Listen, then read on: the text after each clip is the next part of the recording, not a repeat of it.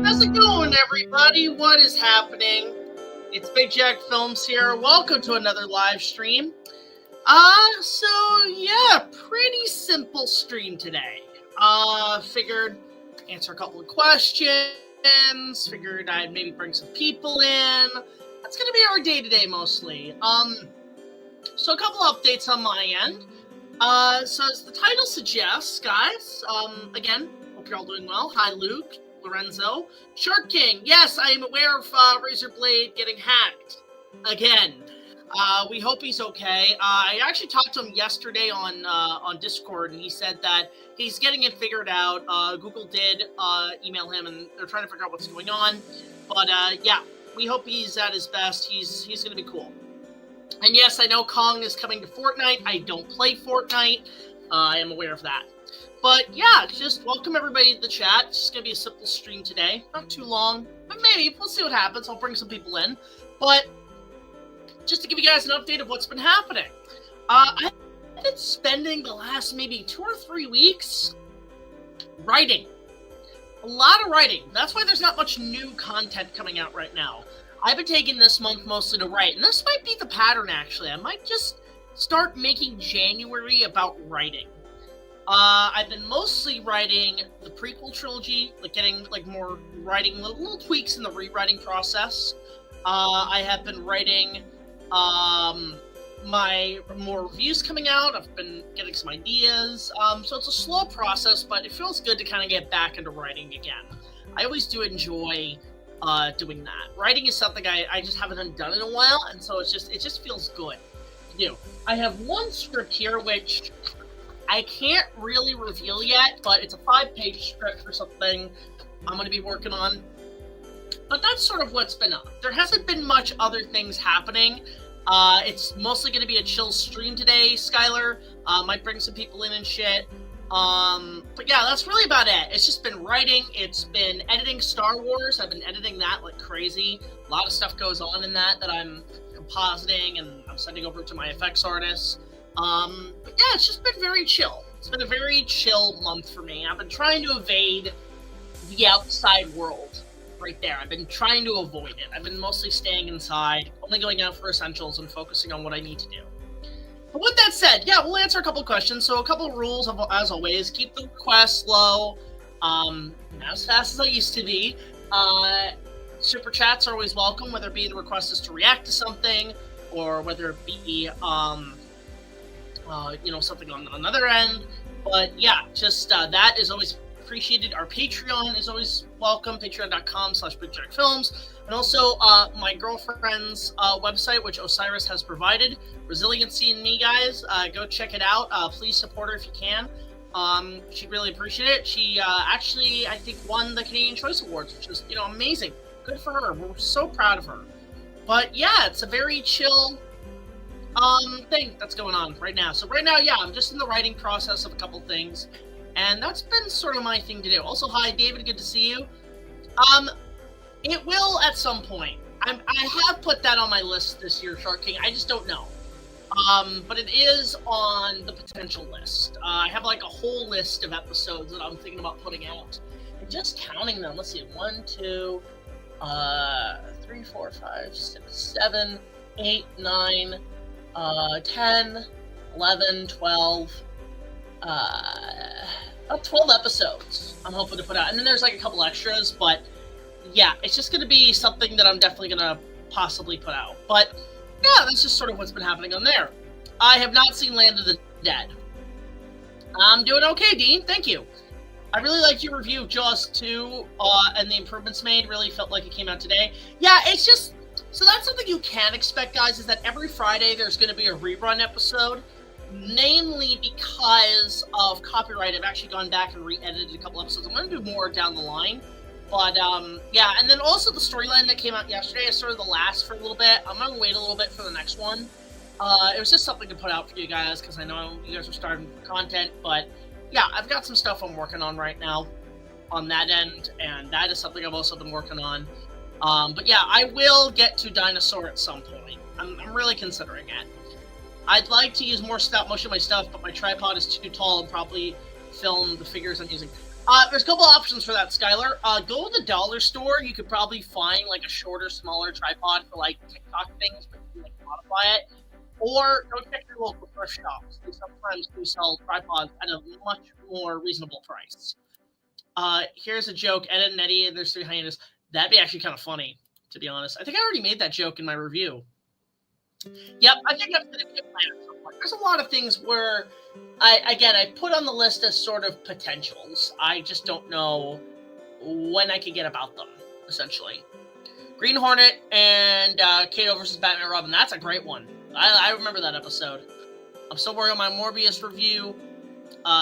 Mostly using a lot of still images. Yeah, good call because of the copyright. Yeah, exactly. In fact, you know what? I'm going to send the invite out.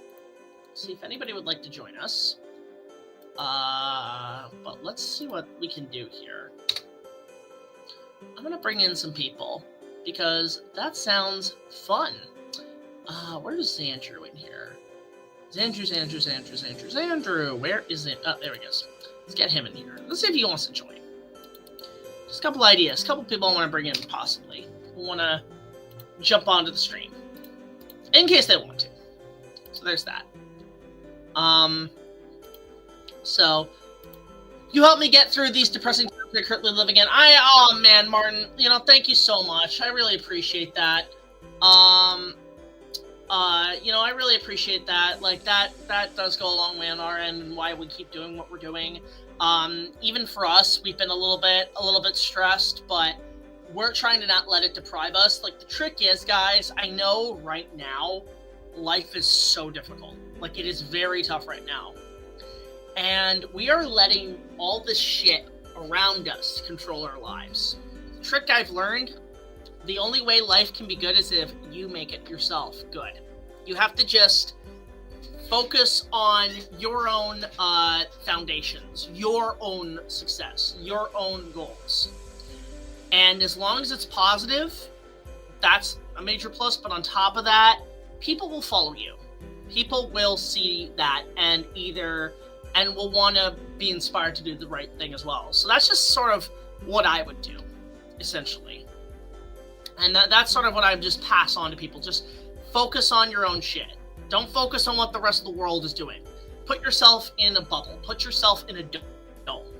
And don't let the rest of the world freak you out, because that's when you start slowing down and then you start becoming a part of the big issue going on right now. Half-Life 3. Never played any of the Half-Life games. Hi, Starmaster. Good to see you. Thoughts on some Disney Dinosaurs Disney Stars Run? Again, we're thinking about reviewing it, and the ride, God, I haven't been on that thing since, 2000. Actually, I have not been on that since. I haven't stepped on Disney property in almost 15 years, actually. Okay, yeah, I'll definitely check that out. I've seen Mufasa, as I said earlier. I heard some people liked it. Me, I just don't care. The fact they're making another one, who cares?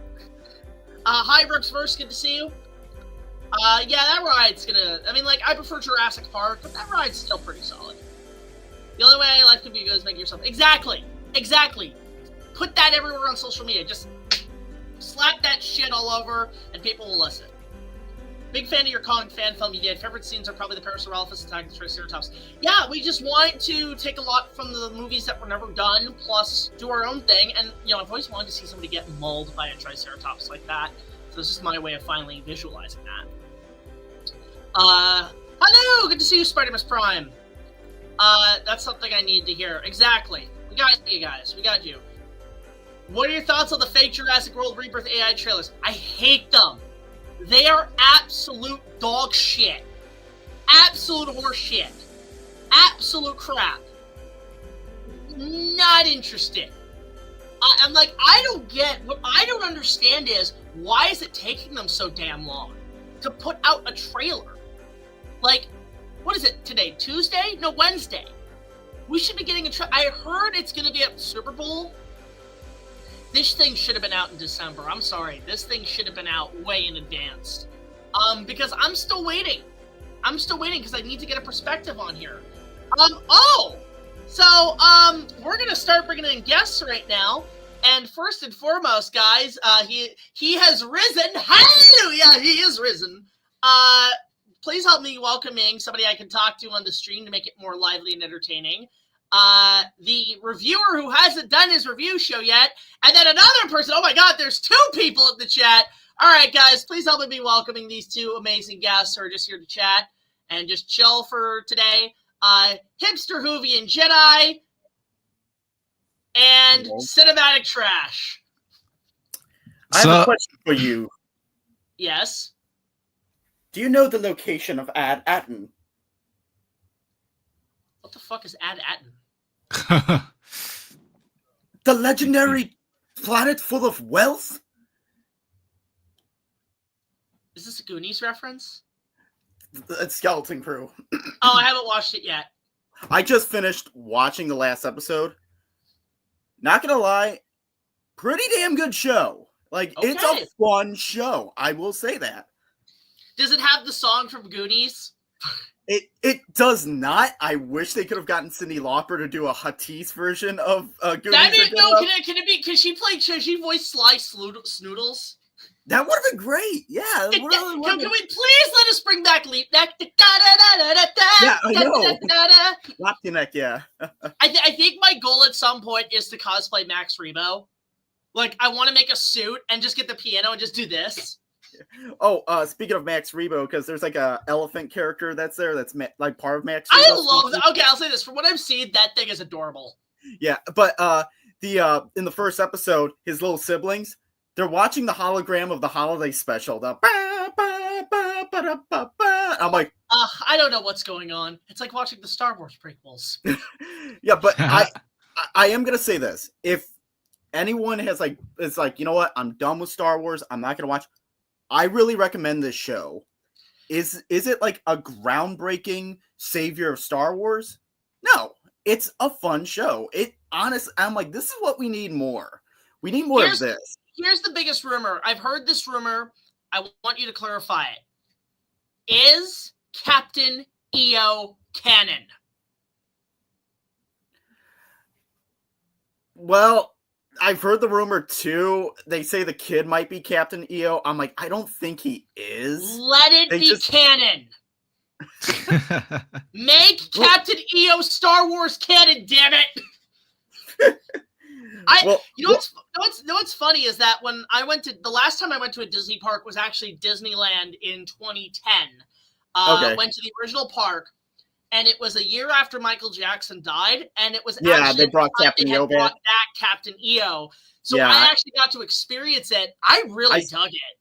Yeah, I saw it at Epcot when they had it. I actually bought the Captain EO the white T-shirt. And then it just got completely shredded. And I'm thinking, God, I need another one of those. Guys in the chat, if you want to send me a gift, just send me a Captain EO T-shirt. Yeah. What else was there too in that show? There's one episode where they're like in a room full of treasure and stuff like that. It's like all gold and stuff. And I'm like, yeah, because it's Goonies in space. Yeah, but I'm like this. I'm looking in the background. I'm like, what reference of Indiana Jones do they have there? I missed it the first time. The Ark of the Covenant's in there. Oh my God! I'm like, you need that. All right. Also, another person coming into the chat. Lightpost Films. Hello. Hello. Hello. Yeah. Hello. So how are you two? You guys in the bottom. How are you two doing? Well, my mom had hip replacement surgery recently, so I have to.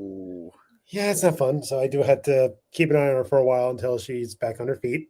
That's okay, man. Listen, you gotta do what you gotta do. Your mom's great. Yeah. So I hope she's doing better. Guy next to me. That's that way. Hey, everybody. I'm doing good. Yeah, how's things down south? They're fine. I just started school again, so back to the old grind, I guess. That's not too bad. You've been working your ass off, man. You've been doing a lot. I graduated already, so I'm like sick of school, but I'm just kind of like doing some extra classes. Stay on the insurance, you know what I mean? It's funny, like you're done school and you're still there, and everybody's like, "Why are you still here?" Yeah, it's like when I go to The parties, rent's I have good. to I'm explain sorry. that. The rent's good. The rent is not good. Oh, is it not? That's what sucks. Yeah. Oh Like- God. It's like $780, which that alone is not bad, but the utilities are really high, so it's almost $1,000 put together. Oh no, please. Let me It's tell like- you something. This place, I'm probably looking at around like I think about two grand a month. Ooh. So, Oh, really? Yeah, and we don't get laundry or anything. We get heat, we get internet, but I have to pay separate for laundry. So Well, let me ask you this: how many rooms are in your house? Your I apartment? have the living room, which doubles as my studio space. I have a kitchen, and I have the bedroom. Oh, so it's like a studio. It's kind of a studio apartment, yeah. All right, At well, some point, once I have this place cleaned, I gotta do a big studio tour. At some point, I've been due for that for like 5 years. Well, I guess that makes sense for a studio apartment. It's just I'm the fourth person living here, so $1,000 put together, it's $4,000. I was gonna say, Like, in total. Star Master, you're in college? God, I remember you were watching me since you were a kid. They grow up so fast. Not fast enough. Okay, Boomer. Hey, no, I'm not old, Sonny. I'm not old. I can still do it. Ah, my fever.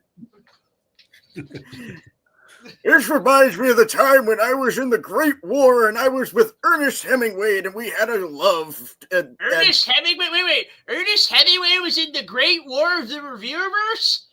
Is that why we lost? Half of it was in Glitchtown, and IndiFan was doing shit that made no sense on his side. Not that Great War, you old fart. I was talking about World War I. We didn't know there was going to be a goddamn sequel.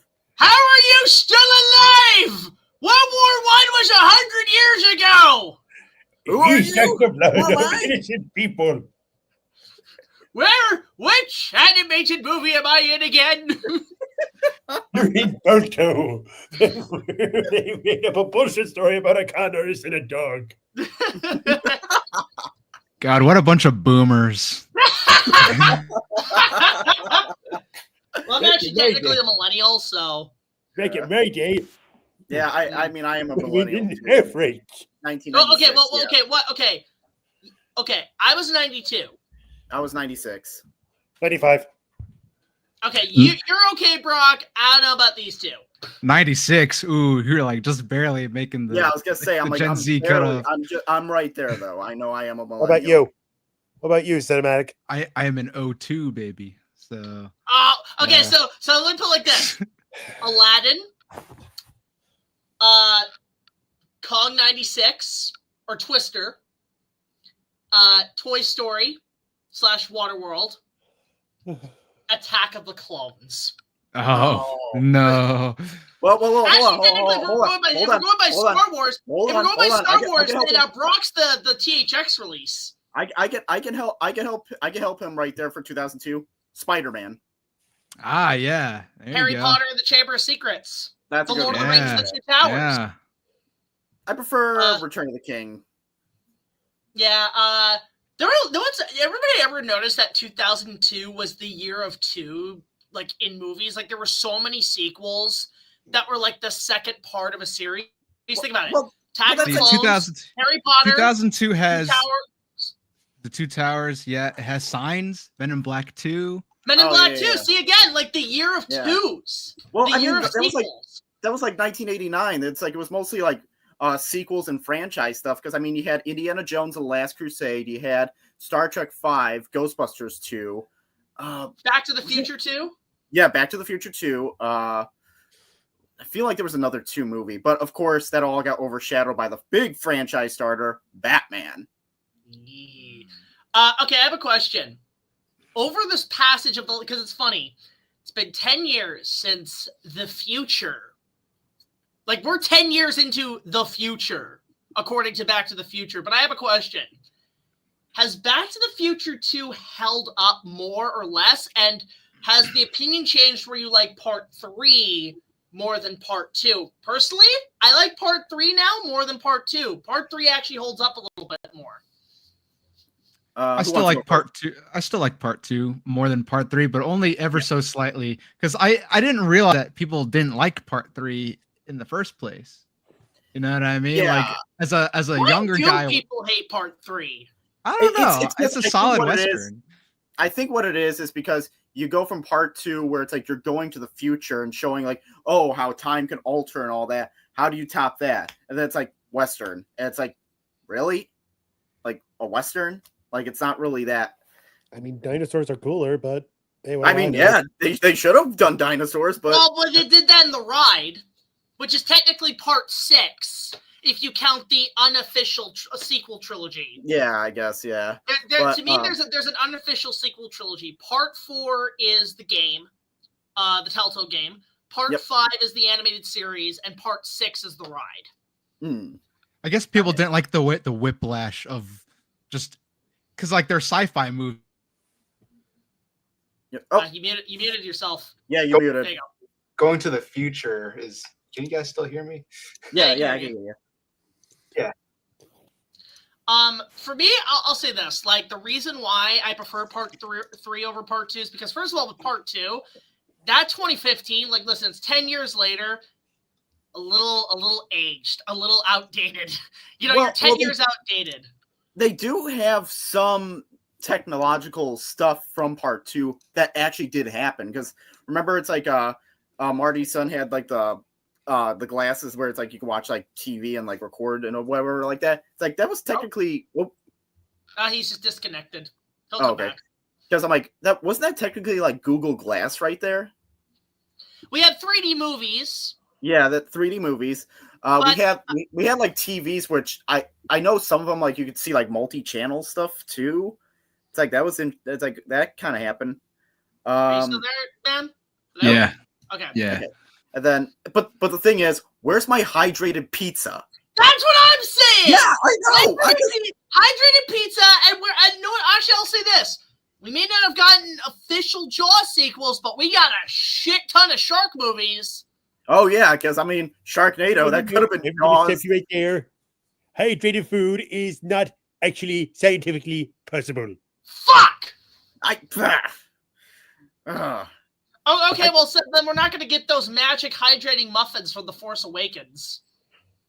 That was a cool effect, though, and that was cool. Am I the only one who actually kind of wants to try those? Why? Hey, Disney, Galaxy's Edge, make those.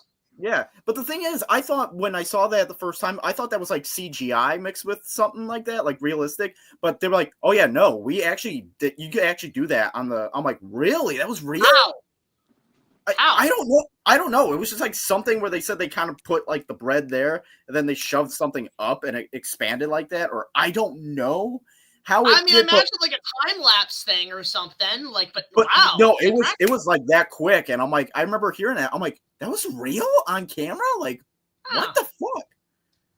Like that just surprises you when you find out what's real and what's not CGI. They see he gets it. Oh my god, this is the greatest movie I've ever seen in my life. Oh, now that I just saw this because this year is the 20th anniversary of Revenge of the Sith. Oh, they better do a screening. Probably, but it's also the 10th anniversary of The Force Awakens. Well, we probably won't be denied a screening in December if they decide to do that. I know. I'm like, what are they gonna? Yeah, like it's just that's insane too. Like, wow, we have 2 anniversaries. Like this year. Guarantee we're probably gonna get a shit ton of video essays saying Force Awakens 10 years later. It still sucks. We're still gonna get that. We're gonna get something. Yeah. Do you guys think in 2029 we'll get a re-release of Rise of Skywalker? You know what? At this point, I'd go see it again. I don't care if it's bad. What they need to do is have an extended cut at least to show the alternate. Release the Matt Smith cut. Because Matt Smith was in the movie, and according to rumors, he was supposed to be in flashbacks as a young Palpatine. Why the fuck didn't we get that?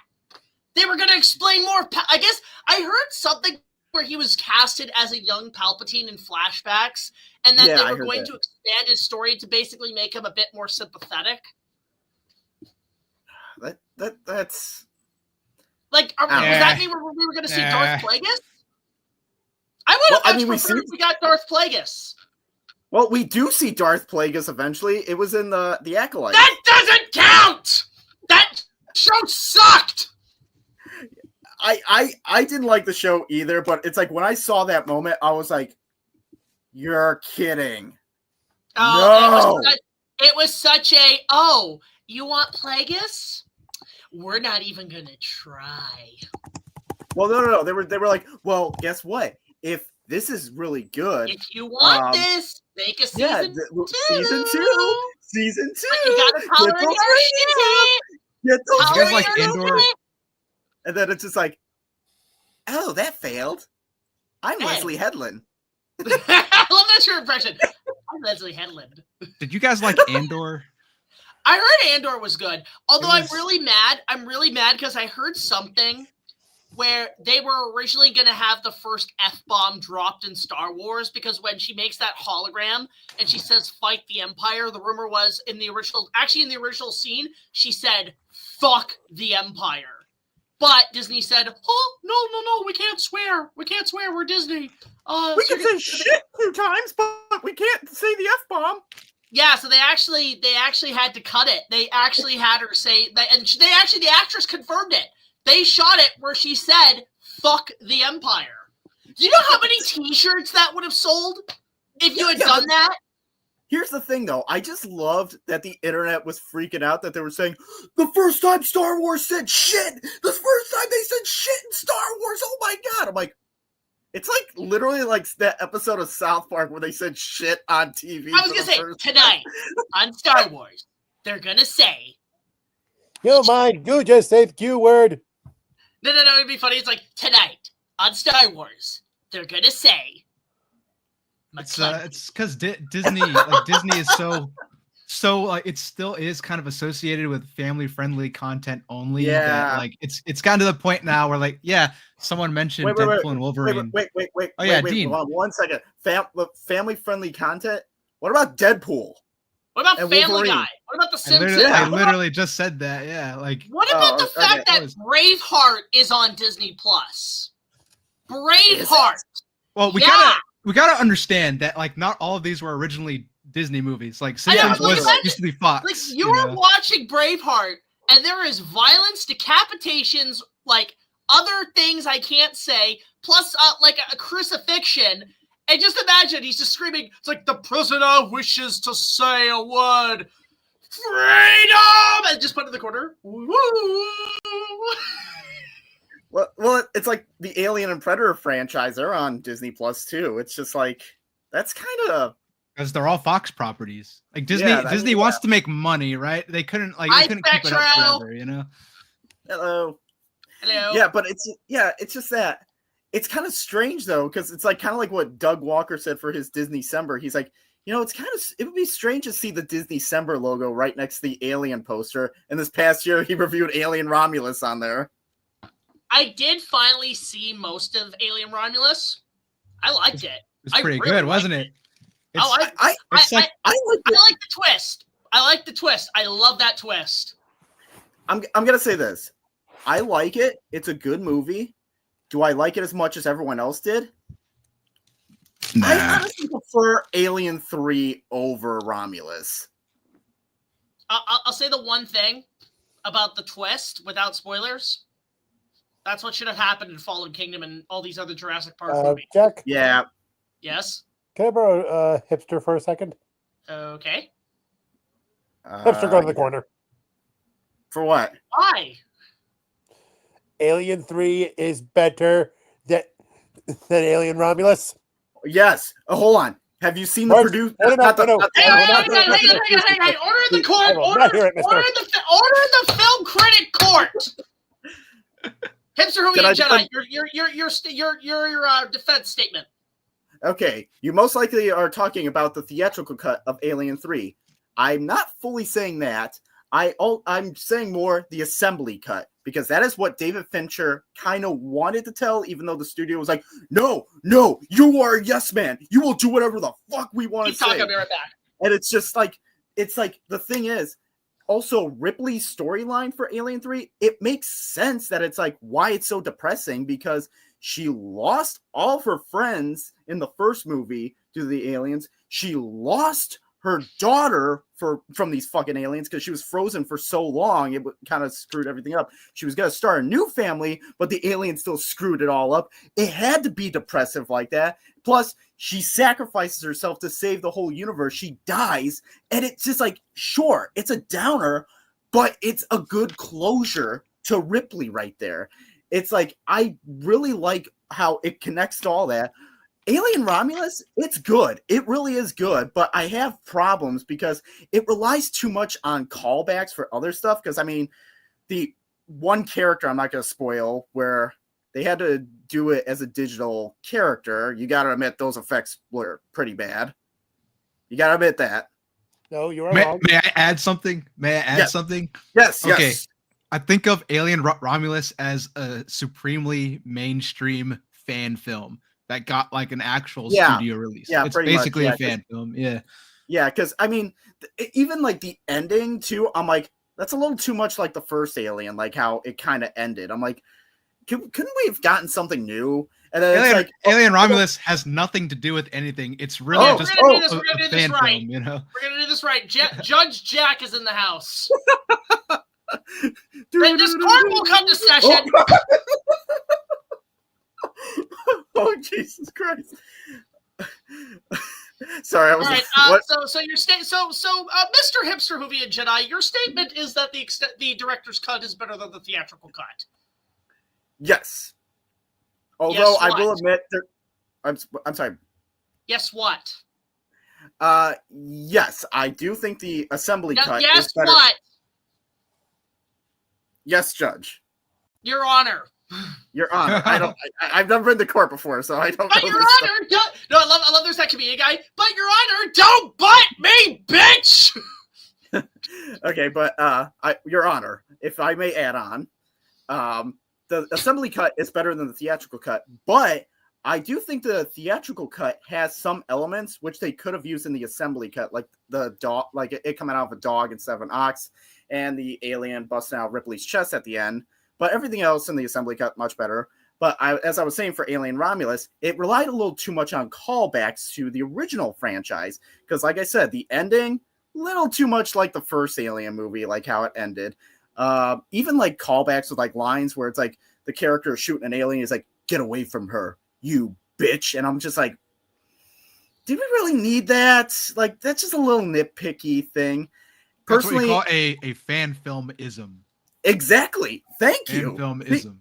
Someone is on my side right there. So, with that being said, I just want to say, I can tell that Mr. Lightpost Films is wanting to scream, "Objection!" Yes, I do. And I will say it. Objection, Your Honor. Sustained! Okay. I have to be Dr. Zaius. Objection! Sustained! Okay. But overall, Continue.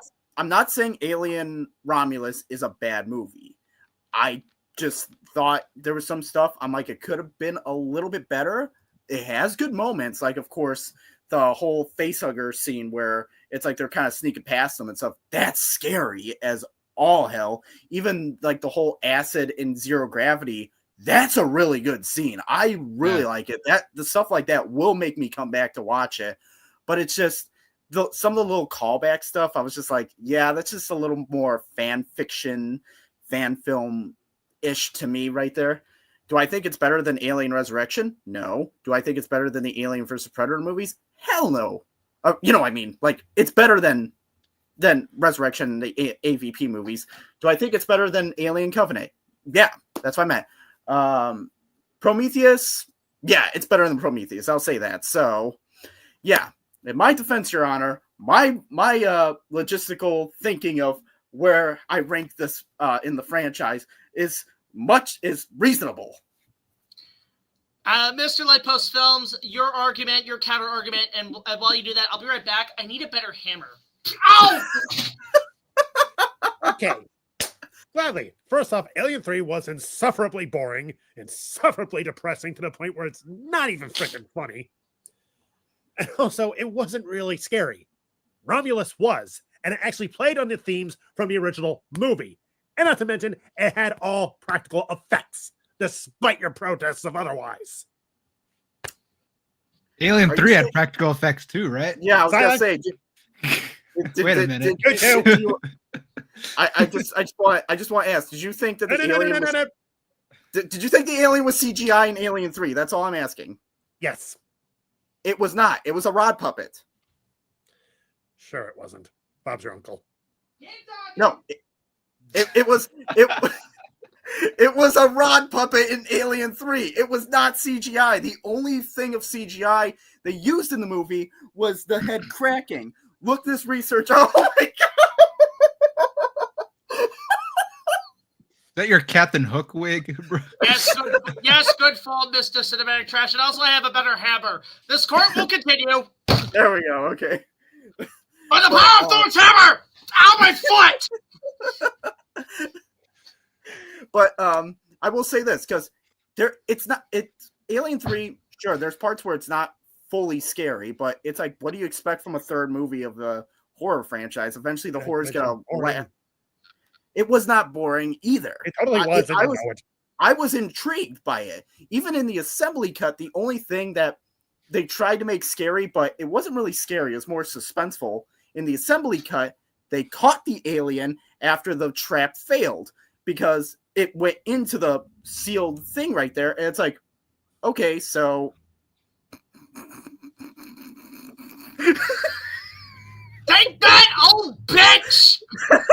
Okay. So I'm sorry, that made me laugh. But yeah, it's like when the door is sealed, yeah, it's because even Sigourney Weaver said herself, she's like, they had to cut that out because it wasn't scary that you caught the monster. I agree with that. It's not scary when you catch the monster, but you're in suspense because you know it's gonna get out at some point. So you're like, how is it gonna get out? How long is it gonna take for it to get out? And you see how it is. And the important thing about that is the character Gallaghar, because he was the crazy guy who was like, it was the dragon. It's like when they cut out most of his stuff where he viewed the alien as some sort of god because he was so crazy, and he released it because he thought, oh, I'm gonna get this thing to kill Ripley because she came to our religious thing of men where there's no women and stuff like that. And it's just, he was gonna try to do that and try to kill her with it, but that ended up failing because the alien did kill him. Plus, Gallaghar is played by Paul McGann, who was my favorite doctor on Doctor Who. Yes, sir. It's done. Mr. McGinnis, your Mr. Lightpost Films, your response, and also if there's anything anybody wants to call objection, I will oblige. I have to go. Sadly, I have to go. Ah, shit! Damn. Yeah. All right, well, all right. Good to see you, Lightpost Films. On this, in this case, with Alien Romulus, I hereby decree both Alien Romulus and Alien 3 are equally good. Next case. Thank you. I would like to file a motion to start calling Alien Romulus Alien 1.5 from now on. Sustained. Or whatever. I can agree with that. What's the opposite of sustained in a court? Overruled. Overruled. Oh, whatever is approval. Which one's the approval? Sustained. Sustained. There we go. Okay. This should be a thing now. We should just do live court cases on movie opinions. And I'll be just Judge BigJackFilms. Judge BigJackFilms continues in a moment. And on the next Judge BigJackFilms. Okay, let me get this straight. You're telling me that The Room is actually a cinematic masterpiece. Oh, hi, court. You're going to Mr. Tommy Wiseau, you're going to jail for contempt. Oh, dang. Fuck this wig. Fuck this wig, guys. I'm out. I think we need to make this a skit. That is way too funny. Yeah. Movie court. Yeah. We need to get people together to do it like that. Yeah. The court of the reviewerverse where if there's a debate, critics have to handle imagine reviewers have to settle things in court and they have to say, you were gonna do my review. I'm taking you to court. Well, I remember there was one skit where it was like that, where it was Star Wars fans that were divided after The Last Jedi and stuff like that, where there was the people that like Star Wars and the people that hate Star Wars, and they were going against it, and they were going against each other at court, and then the judge was like, you know what, you two are not the biggest Star Wars fans because there's stuff that's agreeable and disagreeable, so I declare both of you not being Star Wars fans, and you cannot watch anything else of Star Wars in the near future. And then it's like, but I just got my tickets for Solo like 2 weeks ago. What? Dirty bitch! And I'm the biggest. So it's like none of you are the biggest Star Wars fans. Besides, I don't even like Star Wars. What do you mean, you honor? Because I'm not a Star Wars. Because I'm not a Star Wars fan. I'm this. Pulls out Star Trek. Yeah, but it's like when everyone was leaving, they were interviewing the two people that was like, it's like I didn't care about Star Wars, the blame franchise. Yep. He's walking out crying, and the other guy's like, oh my god, I need a new franchise to talk about. Oh, please, I'll suck your dick for a new franchise. I'm like, dude, sir, this is a court. Yeah, this was an actual skit. I forgot who did it. Sir, this is a court, not the back alley of a McDonald's. It's not the dumpster behind Applebee's, sir.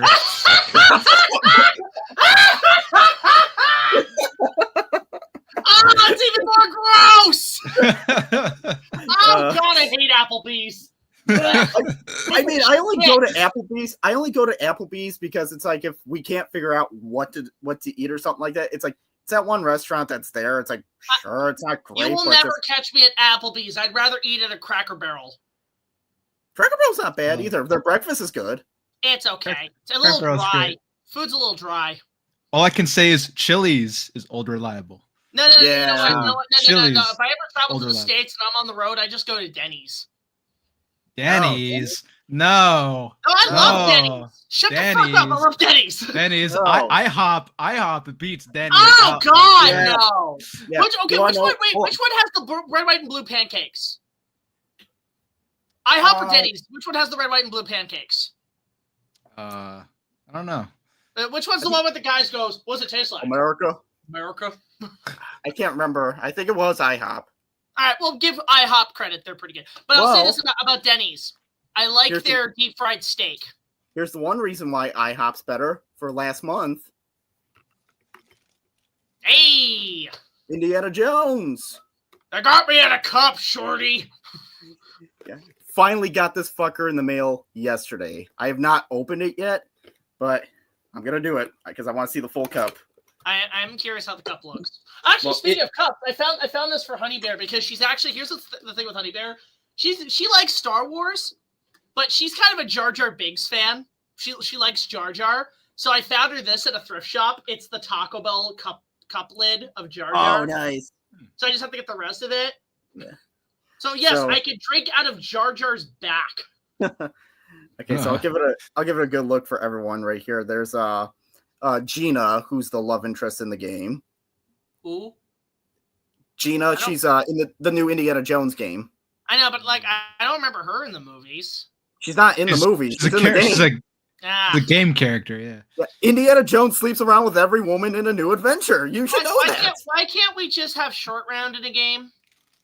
We might, because why couldn't Short Round be in Dial of Destiny? Because he just won an award, right? Like the year. Yeah, but here's the thing. I think when they were filming it, because the movie got delayed, so I think when they were filming it, they're like, why the hell do we need Short Round? He's not going to be really popular in Hollywood anytime soon. Then he won the Oscar. They're like, fuck. Wow, we fucked up. People really like Short Round. I thought people thought he was annoying. No, that's Shia LaBeouf fuck. And he got killed in Vietnam by your dad. Stop accusing my dad of shooting Shia LaBeouf! Your dad killed Shia LaBeouf. Let that go. No, it's like that scene. It's like that scene in Platoon where I think whichever guy was like the traitor who started shooting his own guys, and it's my dad, and he shoots Shia LaBeouf in the back. And then Shia LaBeouf's like, when he's like in Platoon, and he's like this, he's doing the scene with like Willem Dafoe, but he's running out, he's like, no!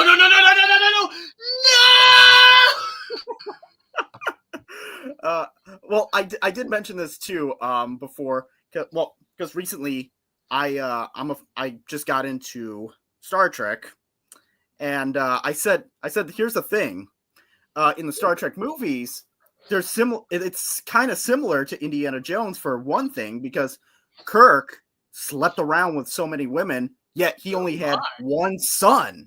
He only had one son, just like Indy. Sleep around with Ow! There's no rubbers in space. He just did. He had one son, and then we were introduced to the son in one of the movies. Then the next movie, the son died because we see Kirk's son getting killed by a Klingon in Star Trek 3, and in Dial of Destiny, they're like, oh yeah, Mutt got killed in Vietnam by Jack's father. I had to bring that. I'm hearing something odd because you're talking about Star Trek. Oh, is that something Star Trek? I actually got this from Fan Expo because actually the production team who works on the new shows were there. Because here's what's really cool. So hang on, let me just put this on. It's like a little pendant. Nice. So they were handing these out, which are basically replica pendants for like the uniforms. So because the new shows, the new Star Trek shows, they actually do shoot in Toronto. They shoot here downtown. Okay. And at the Paramount Plus section, the Paramount Plus booth, they brought the set of the Enterprise, like to Fan Expo, so you could sit on the actual set. So there is footage of and photos of me sitting in the captain's chair, and I'm going to be utilizing it on my show. There is a moment I'm in the Enterprise. So, yeah, it was really cool that they actually like brought the set there, and so they were giving these out, which are replicas of the pendants they have in the show. Oh, nice. So yeah, I could actually officially be a crew member of the Starfleet. Yeah, because I'm like, I now seeing that and becoming a fan of Star Trek, I'm like, God damn, I need one of those pendants now. Come to Fan Expo. They always bring the Paramount Plus is always there, and they always bring the set of Star Trek there. Okay, yeah, I'll definitely think about it because I got a friend of mine. Honestly, because I have a friend of mine, she has a friend who lives in Toronto too, and he says to her, "Why don't you come on out here?" I'm like, okay, so I might have someone to do a road trip with. Come to Fan Expo. Hayden Christensen shows up a few times. Okay, gotcha. The last few years, they've had Hayden, they've had Rosario Dawson, they've had a few people from Star Wars. Like, you know what? Really, I'm so upset with myself. I wish I could have met her. There was one year that Carrie Fisher was here, and I could have met her. But you know who she was next to? Ian McDiarmid. Oh. And I didn't meet any of them. Like the Star Wars cast I have met. I've met Mark Hamill a few times. I've met Peter Mayhew. I met Peter Mayhew. Yep, I met Anthony Daniels. Not him. I did manage to meet David Prowse. Really old guy. David Prowse was the Darth Vader suit. Yeah, I know that, but I'm like, I can't remember if I met him because I was like 3 years old, and I don't know if I think I did. And before he died, I met Gary Kurtz, the producer. Oh, okay, nice. And actually, this year I met this guy. I can't really pull it. I'll try to pull it down. But I got him to sign this. I met the Academy Award-winning production designer on Star Wars, Jedi, and Phantom Menace, Roger Christian. Oh, nice. Yeah, he lives in Toronto now, actually. He resides in Toronto. He still keeps in contact with Lucas. He's friending a lot of the Star Wars community here in Toronto. He's a really cool dude. And he brought with him, I'm not kidding, the original lightsaber prop that he built. Like, so I got to hold the lightsaber. Nice. So I got to hold the OG lightsaber. No, yeah. I was gonna say, the only Star Wars cast members I've met were Carrie Fisher. Oh, was she nice? Yeah, she was nice because she made me and my dad laugh. The only thing is the autograph I have on my wall. At one point in my room, my water heater broke and it got moisture near the autograph. So I cannot take it out of the goddamn frame because I'm just like, oh yeah. So it looks fine. It looks fine, but you can just see like the water moisture right there. I'm like, I'm not risking opening that thing up for anything now. So yeah. I met her. I met Jeremy Bulloch, and I met Daniel Logan. Jeremy Bulloch is Boba Fett. Yeah, the original Boba Fett, and Daniel Logan is the young Boba Fett, which here, I'll pull this down because this autograph is fucking cool with both their signatures on there. That's cool. That's yeah. Badass. Yeah, because I met Daniel Logan first, and then I got Jeremy Bulloch, and I was like, yeah, I'm like, that's awesome that I got like that. You know, I've never shown this. Actually, you would like that. You would like this, David, because this is actually a very rare piece. I've never shown this up close to anybody. It's just been framed here for so long, but I have to be super careful with it because it was a gift from my uncle who passed away in 2007 from cancer. So Bummer. my uncle Walter, who was a location scouter for productions here in Toronto, worked on this show back in the early days, and this was actually, I think, a spin-off Star Trek show. Oh, This is an actual script. It's the final script signed by the cast of Earth Final Conflict. oh, Now, I don't know if okay. you know the show, Earth Final Conflict. It was created by Gene Roddenberry. Okay. And I think it's somewhat connected to Star Trek, It could be. but I'm not- this is the draft of the last episode, and it's signed by the whole cast, and there's a whole picture of the cast and crew on the set in Toronto. Okay. But this was a gift from my uncle Walter, who worked on the show, and he passed away in 2007.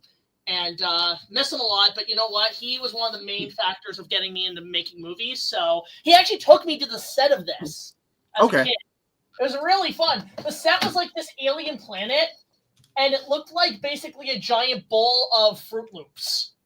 Kind of creative. I was like, oh wow, it's a big giant bowl of Fruit Loops. So, Yeah. it was really cool. Actually. Anyway, you were saying that trash. You want to put it? Sorry, we don't want to overshadow you, man. We want to. Yeah. Sorry about that, man. Yeah. Just. It's all good. I'm eating my sandwich. What kind of sandwich? I got a chicken tender sub from Publix. Jack, I keep telling you to try Publix when you come to Florida. Well, actually, I might be coming soon. I might be going down there like the first weekend of March break because Honey Bear and I have talked about going to Universal, and because she's never been and she really wants to see the Simpsons stuff. So I told her, all right, we can maybe make a trip down there because it's definitely for like 2 days because the next weekend we have to be at Comic-Con. I was gonna say, yeah, definitely try to go there for the Simpsons stuff because rumors are because Disney owns Simpsons, that it's gonna be gone, especially with Epic Universe opening up very soon. That it's like Marvel and Simpsons, they're gonna be gone eventually because that Epic Universe is gonna try lure everyone over there. From what I've heard from my affiliates at the park, they might be replacing it with a Pokemon attraction, like a Pokemon area. You know what? I mean, like, Pokemon is still popular, so that could work. I'm still on, I would say, combine the old and the new and make a Ready Player One ride. Yeah, hold on. You want to know an interesting fact about Pokemon to me? I'm not a fan of Pokemon. Neither am I. But my birthday, the exact same day as the release for Pokemon, February 27th, 1996. That is, I'm the exact same fucking age as Pokemon, and that pisses me off. Yeah, February 27th, yeah. I'm the 6th. Oh, nice. Yeah. But it's just like... Every time I have my birthday, it's always the weekend of the fucking Super Bowl. Oh, yeah. I mean, granted, we could be getting the trailer for Rebirth, so it's not a big loss. Okay. Well, we could also be getting the trailer for Fantastic Four First Steps too, because but I think Jurassic's going to be more popular than Fantastic Four. There's more. I've heard a lot of people say that is one of their most anticipated movies because it could a lot of people are. I'm going to be honest. I'm more excited for this than Dominion because I've been like, first of all, it came right the fuck out of nowhere. They really just got production going right away, which shocked me because normally after something like this, you have to wait like 10 years for the next one. That's what happened in between 3 and 4. Yeah. You've got David Koepp writing the script. You've got Gareth Edwards directing. And, ever since Godzilla, he has gotten better and better. Rogue One, I think, is his best work. Yeah. And then you have Scarlett Johansson in the main lead. I'm like, and she's a huge fan of the series. And I'm like, you know what? Okay, you know what? I was done after Dominion, but you know what? This has all the green flags. Maybe it'll suck, but I'll give this one a chance. I'm a little excited, but only out of morbid curiosity. Yeah.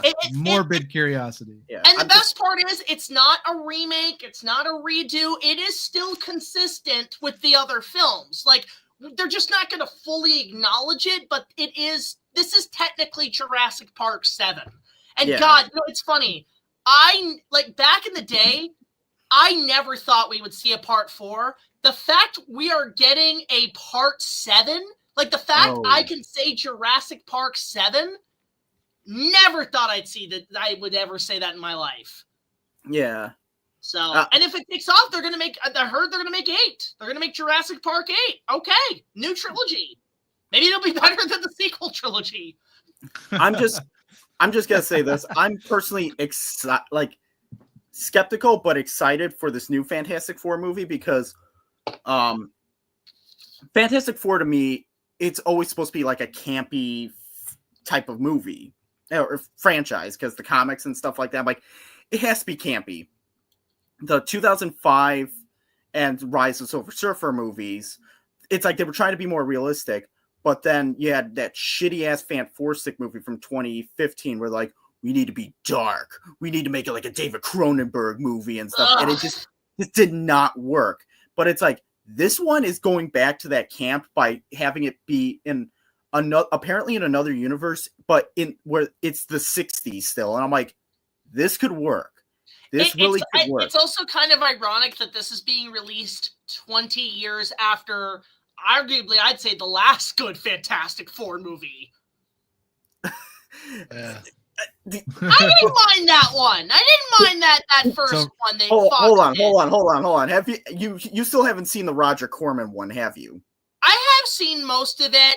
It's just, I don't know. It's just, it's weird. I just find it funny that with Marvel, they're adding everything to continuity up to like the 2000s. They're not going any further back. So there is no Fantastic Four. There's no Punisher 90s. There's no canon Spider-Man.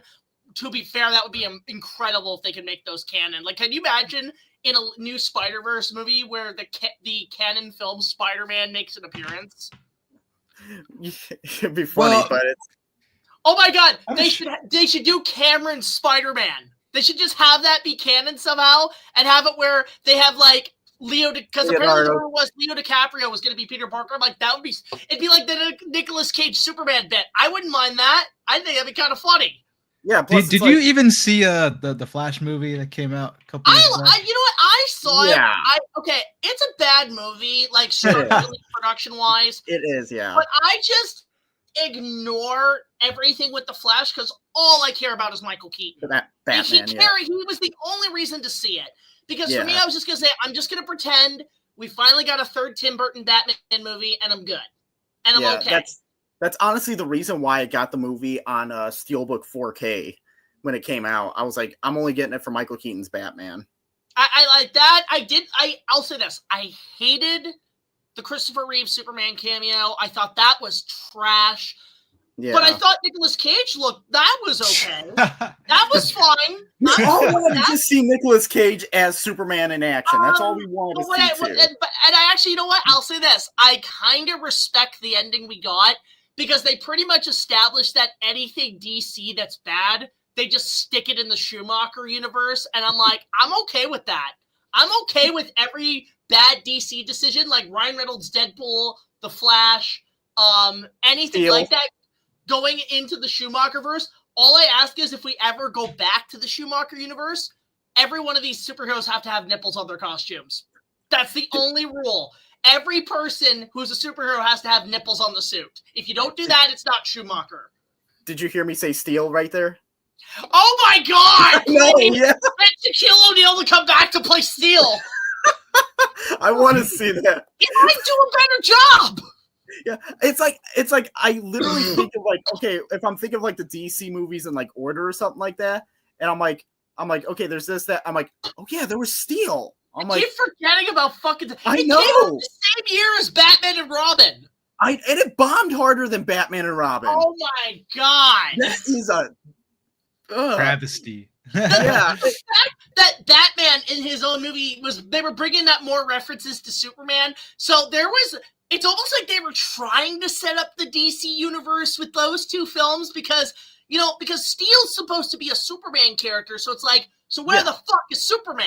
Where is Superman in this universe? I don't know, but it's Nicolas Cage, and unfortunately they canceled my movie. I'm Nicolas Cage. But also remember the cops when they lose Steel in the movie, that's like, where did he go? And the one cop is like, the Batcave? Oh God. I forgot about that. Yeah.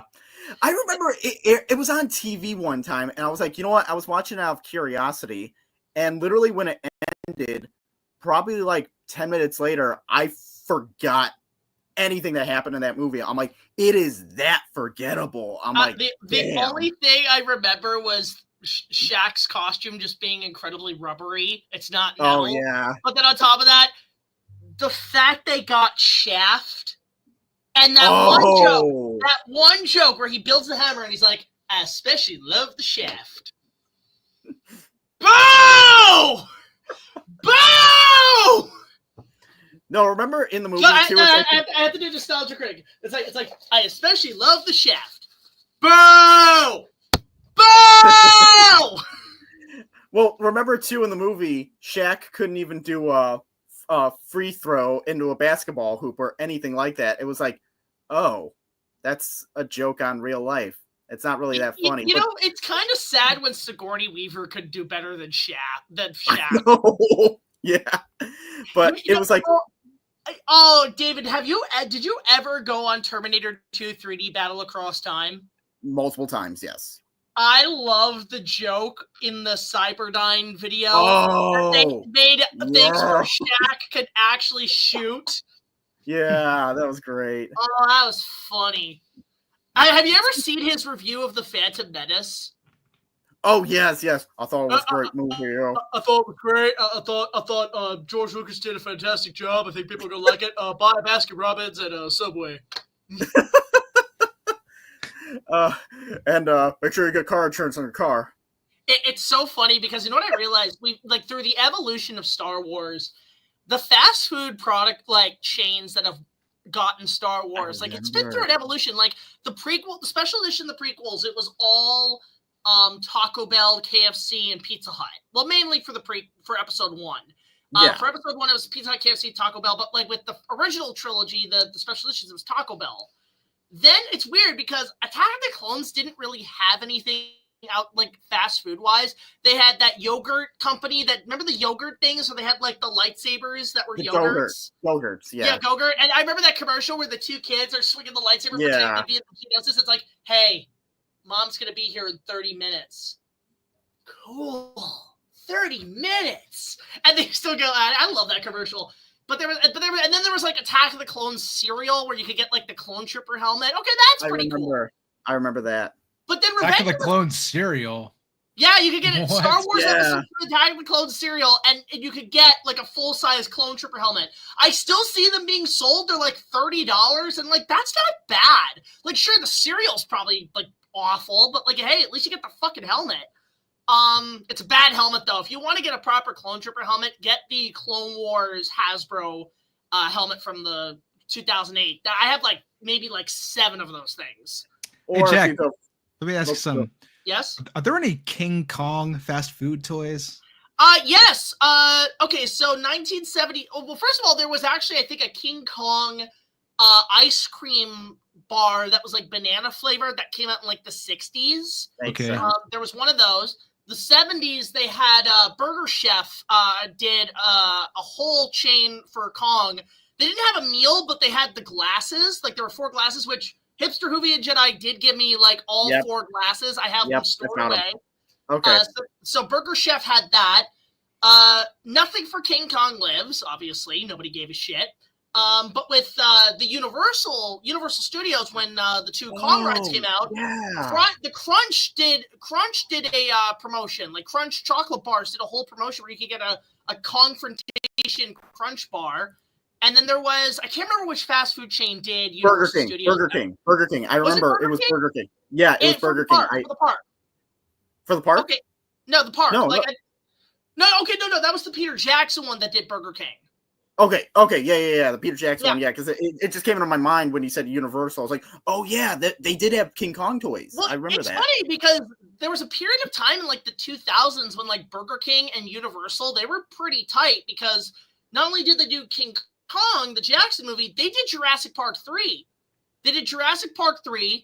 They did now I remember, King Kong, and then they did the 3D re-release of Jurassic Park. Yeah. Well, here's the thing too. That's kind of ironic because McDonald's also had Jurassic Park. Oh gosh! Look who's back for round 2. Oh Oh, boy. jeez, that was kind of creepy because your camera froze when you were talking. Back in the pile. Back in the pile. Hold on 1 second. All right. Oh boy. I need my All right, defensive court's thing. back in session, people. Anything? I need my Court's back defensive in session. thing. Oh god damn it! He's got an immunity idol. What? I'm gonna need to borrow you for a sec, Malcolm. I know you're. Why are you bringing the cat? You fucking gaslighter. Oh, hold on. I have a cat myself too. Oh boy, it's cat court. He's a kitten. He's a Okay. kitten. The big question is, according to the law, according to the laws of the Plinkett laws, circa 2009, which one of you is gonna fuck it? Oh, one moment, please. One moment. This court's back in session. God damn it! Lightpost Films, you gotta sue everybody. I returned. Hold up, I'm back. There's something wrong with my cat. Hi, Lightpost Film. You're like John from the roommovie.com. Can he use our copyrighted images? He can't even say it. But it's not. Here, hold on. Lightpost, do that motion again, and then I'm just gonna say the no. Okay, 1, 2, 3. Oh, hang on.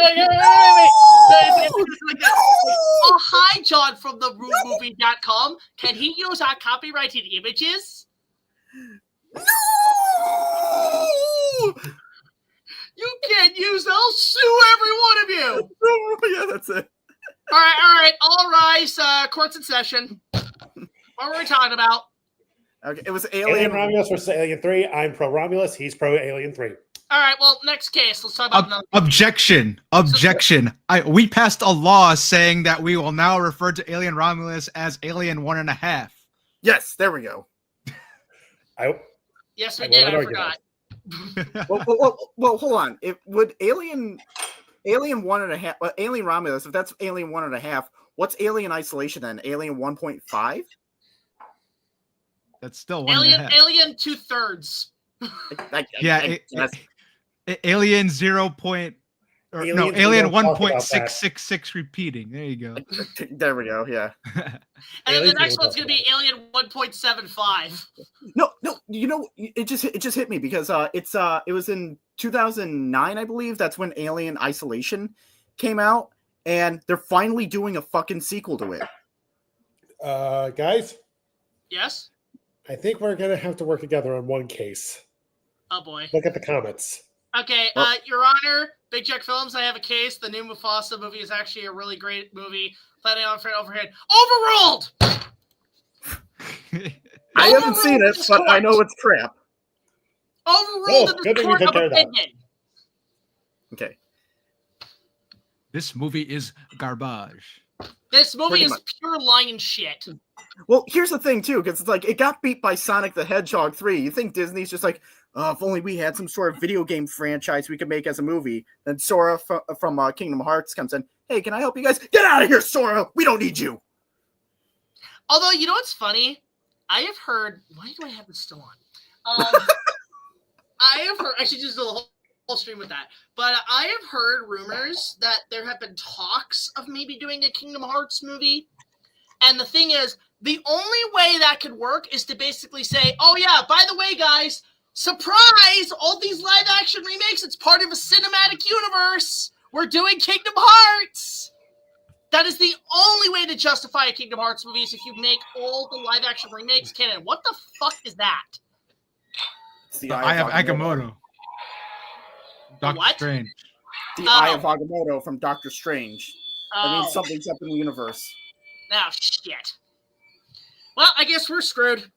I'm gonna go drink again. This judge is just so done with this court. No, here, I got one. I'll beat you to it. I got a bunch of McMuffins. Or MacGuffins. What is it? MacGuffin or McMuffin? Have we decided? I'll say this. Ever since Mueller's review of Rise of Skywalker, I officially call them MacGuffins McMuffins. That's awesome. It really is. That's amazing. Yeah, my parents got this in Florida from like one of the outlet Disney shops. You know how much this thing was? I'm scared. $2 in the Disney outlet. What the fuck? they have like discount shit because at the time it was like $2 and they said it was like the last one. I was like, fuck yeah. They also got me the Doctor Strange cloak.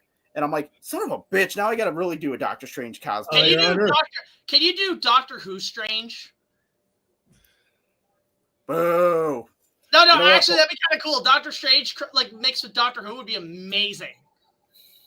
You know what? I am going to reverse time for that bad joke, if I get the right thing. No. You do a new version of Doctor Who. Doctor Whomst. Bad joke. That's reversing why. time. No. The one on the doctor on the street is called Doctor Ho. That sounds like a porno parody. Didn't John Tron that talk about that? probably exists. I was gonna say, yeah. Didn't John Tron talk about that? I know. Well, okay. Well, if we're doing that, first of all, Starfleet pendant, Yes. pendant, and then also the Orin. Oh, nice. I got the Orin, and then I also have that. I said, I have two. I have a couple things, couple McMuffins here. And I'll also show you one thing too that you could do with this Eye of Agamotto. Oh my God! It's the Dial of Destiny. You can take the stone out.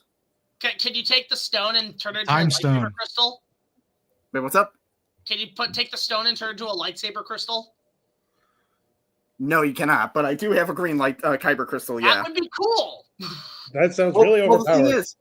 The thing is, the other Infinity Stones that they sell at Disney for like the parks and stuff like that, apparently, and I found this out because someone took a blue stone from the Tesseract, they put it in the Eye of Agamotto, and it lit up blue still. So it's like you could take the stones and do all that stuff, and I'm like, ooh, I like that.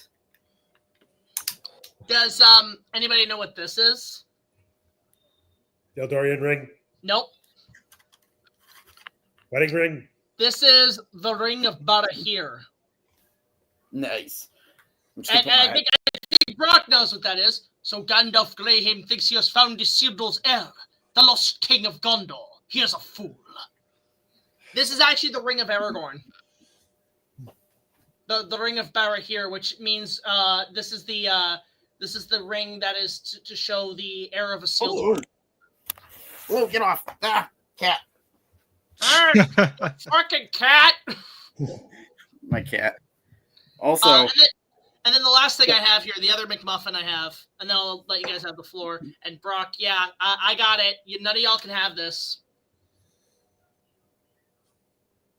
Are you serious, Brock? The Shiko Nutama? The sacred Shiko jewel? You seriously y'all need to watch Inuyasha. This is the one ring of feudal Japan. I don't watch anime because I'm not a boomer. Your Honor? I don't watch independent films because I'm not a hippie. A hippie? Hey. You mean a hipster? A hipster, whatever. Like, I'm sorry, I'm sorry, cinematic trash, but you're like Richard Dreyfuss in Jaws, the first Instagram hipster. Instagram hipster? I barely post anything on there. I need something in the foreground to give it some scale. Grab my ass. No, that's all good. Hey, We're all you good. know what? I have what you guys don't have. Oh boy. A butter knife. Daddy. Oh no. Oh no. Well, Not the butter better. knife. I have something better. My girlfriend gave this to me. The Enchanted Rose. Oh no. I'm cooked. Wouldn't that be bad against the user? Yeah, wait a minute. I'm going to turn you into a beast now. That would turn you into a beast, though, because they Damn it! Sorry, Jack. I am unbeatable. Fuck! Me too. I am. Yeah. Wait. No. I'm throwing all my spells now. Dragon Egg! Dragon Egg! That's Oh, even no. who's. Dragon Egg! I have a Dragon Egg! I will summon the dragon! You made David leave. I think David froze. He Right. was frozen today. Right, All right, I got one more. I got one more option. This is my last resort. Hate to go down like a wuss. Go Chicken McNugget! Oh no, not the I chicken win. nugget. Damn it. Chicken, just throw a chicken. Oh Lord, this is a fun stream. Actually, also want to bring this up, Pierce. I have these. I forgot I had these. These are badges from my dad's friend when he worked at Universal building the park. Oh really? So these are Wow. badges when they were constructing the ride Back to the Future. They had these badges to show who they were, and yeah, you can see on the back there's all this. But yeah, this is different stuff. So there's that. There's Men in Black, which I love. You know what? The agent's name. Agent KFC. But yeah, you have Men in Black, and then you have Twister. You have Twister. Boss. Yeah? Oh, You got he's something back. for the private chat. Back? Is he back? All right, cool. Okay, sorry, bad internet connection. You Damn, were frozen today. damn kitten. Sorry about the hipster. All right, let me ask you this: as someone who's never seen anime, That's the Tron disc. Okay, I yield. You were saying trash? what's a good anime to start with? Oh, sorry. Also Ooh, got okay, well, if you want something short, damn, that's tough. Yeah, like don't say One Piece, or I have to invest into a short thousand animes. episodes. Gundam Seed would be a good one because that's like Star Trek meets Top Gun. It's only like 50 episodes. Okay. But that's Star Trek meets Top Gun. Okay, like Inuyasha is about 200 episodes, but like that's better than One Piece. If you want something sleazy that's short, Rosario Vampire, High School DxD, those are relatively short series. Gundam Seed's on Netflix, really? Oh, but it's probably the Funimation dub. Ugh, I want the Ocean dub. Actually, you know what? Godzilla Singular Point I heard was really good. very good. I heard that was really good. And that's relatively short, right, Brock? Yeah.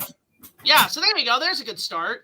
I would recommend Sailor Moon, but like it's complicated how I would recommend it. I think Brock would be 200 episodes. Yeah, it's 200 episodes. I mean, if you want classics, I mean Sailor Moon's one, but there's also Dragon Ball. Okay. Also, guys, we have another guest in the house. What?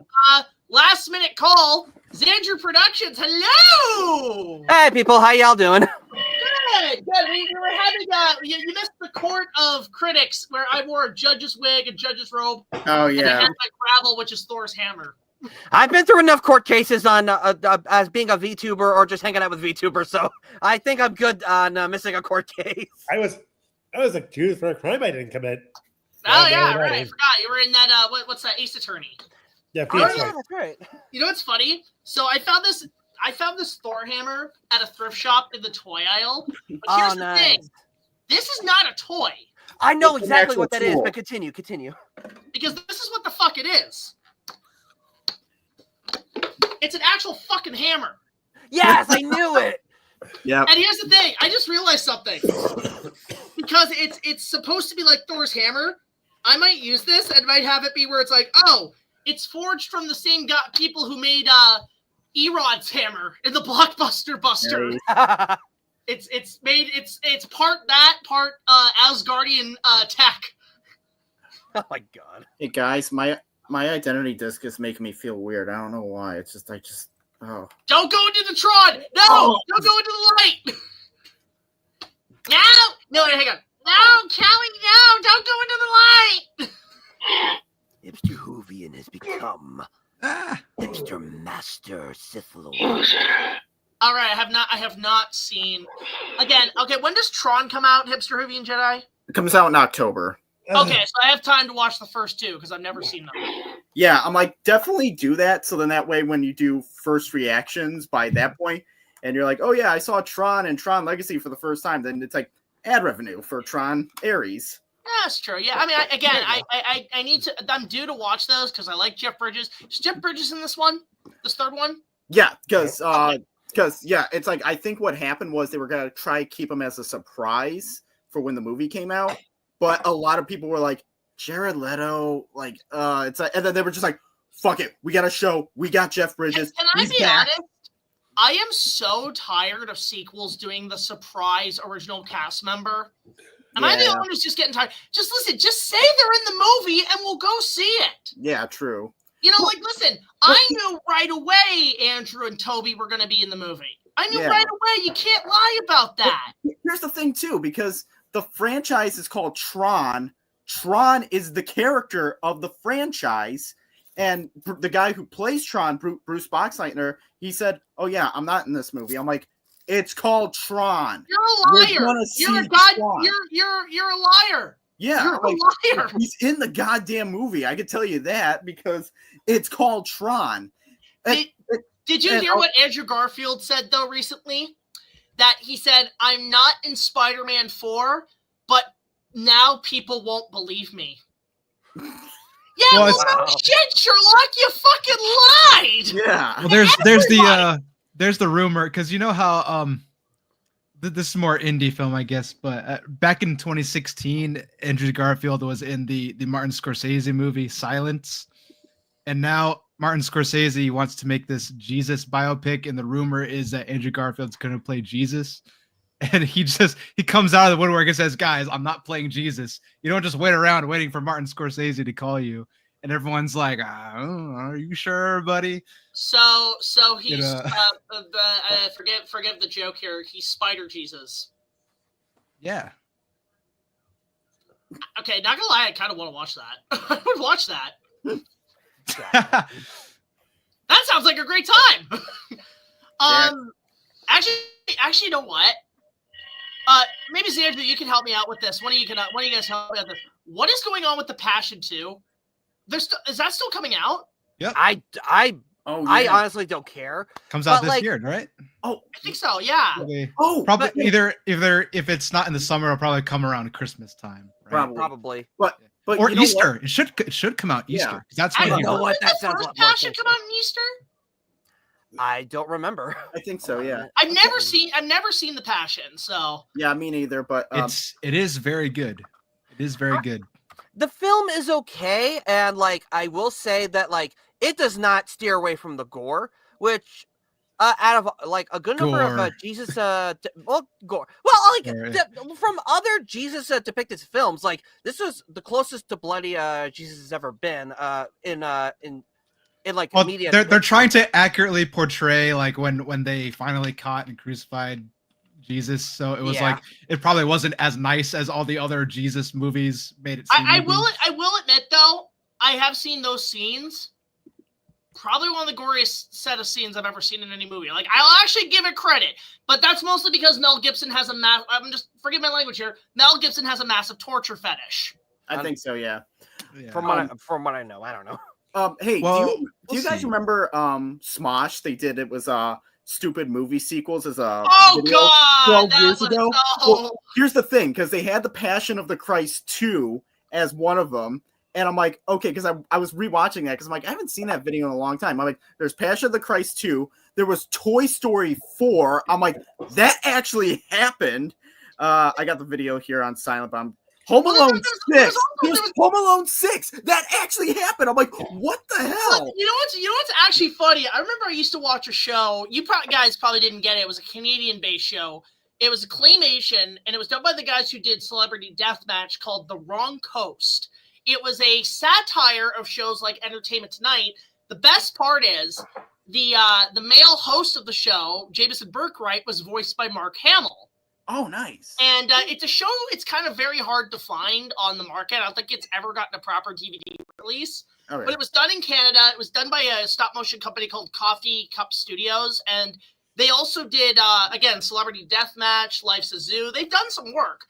And they did, this was back in like 2003 or 2004, like 20 years ago. And one of the things they did was, this is before these movies came out, they did Mission Impossible 3. They did that. They did that as a joke. And then they did Jurassic Park 5. Oh, God. And this is long before World, long before Fallen Kingdom. And what I love is they called the fifth one Dead Movie Star Jurassic Park, where all the dinosaurs get spliced with dead movie stars, where they're just big lizards that quote old movies. My favorite joke is, and I use this joke because it's a show that nobody remembers, where like Jeff Goldblum and Laura Dern, they're like, what was that? Are you kidding? Haven't you seen the first 4 movies? These horrible dinosaurs that we thought were long extinct, but now have been brought back to life, and oh god, I can't even make it out anymore. And like, looks like we have to barely escape from this. Don't forget, I have to hide the trees to heighten the tension. Wait a second. Are you crazy? This is the 5th Jurassic Park sequel. They're going to kill us off. No, look, that dinosaur looks like Jimmy Stewart. It's just Jimmy Stewart's head on a T-Rex. Oh my god. You know, that actually would make a better movie. It would, yeah. But yeah, that Smosh video, like I said, it was Toy Story 4, Home Alone 6, there was The Hangover Part 3, and then Passion of the Christ 2 that they were making fun of right there. And I'm like, all of those actually happened and are happening. My favorite joke in that is the back-to-back Juno 2. Oh, yeah. Not again. Castaway 2, he's on the island. Not again. Oh, my God. But I am just waiting for one of the I'm waiting for Titanic 2, even though they kind of did make it with Asylum Pictures. Oh! I'm sorry, I missed it. What? Okay, yeah, with the I have brought this up many times, one of the worst pun lines in cinema history, when the Titanic 2 once again sails the same course and sinks again, and they have that scene where like they have the map out, it's like Titanic will founder, and the one guy's like, well, it looks like history's repeating itself. I fucking hate you. Yeah. I hate everything you make, Asylum. I don't care. So yeah, it's Xandrew. Popular cult following. I hate you. Asylum I am like Anakin Pictures. Skywalker. I hate you. So yeah, Asylum Pictures made Titanic 2, but wait, there's more. They made another Titanic movie where they sailed over where the old Titanic sank, and it was called Titanic 666, where the ghosts of the old Titanic came up to the new Titanic and were haunting and killing people. Whoa. Is this the same company? Is this a joke? No, it's real. Are you fucking serious? I'm fucking serious. Okay, when did this come out? It came out a few years ago. Was this before or after the submarine? It was before the submarine, I believe. Fuck. But at the same time, that's it. I'm done. Yeah, it's just. That's it. I'm done. I'm done. Jacket back here. I'm done. It's hilarious that they were like, "What's the next Titanic sequel?" Sir. Oh, yeah. You know the drill. But this isn't your stream. This is Jack's stream. Yes. Why do you make the rolls now? March. Wait. Hold on. I just want to hear. Oh, okay, Jack's back. I Jacket, I thought so. I had to get chocolate. Chocolate? Chocolate?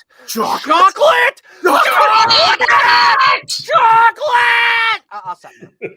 I remember when they first invented chocolate. Sweet chocolate. Okay. I always hated it. Xandrew, I'm sorry, but we have to do it. My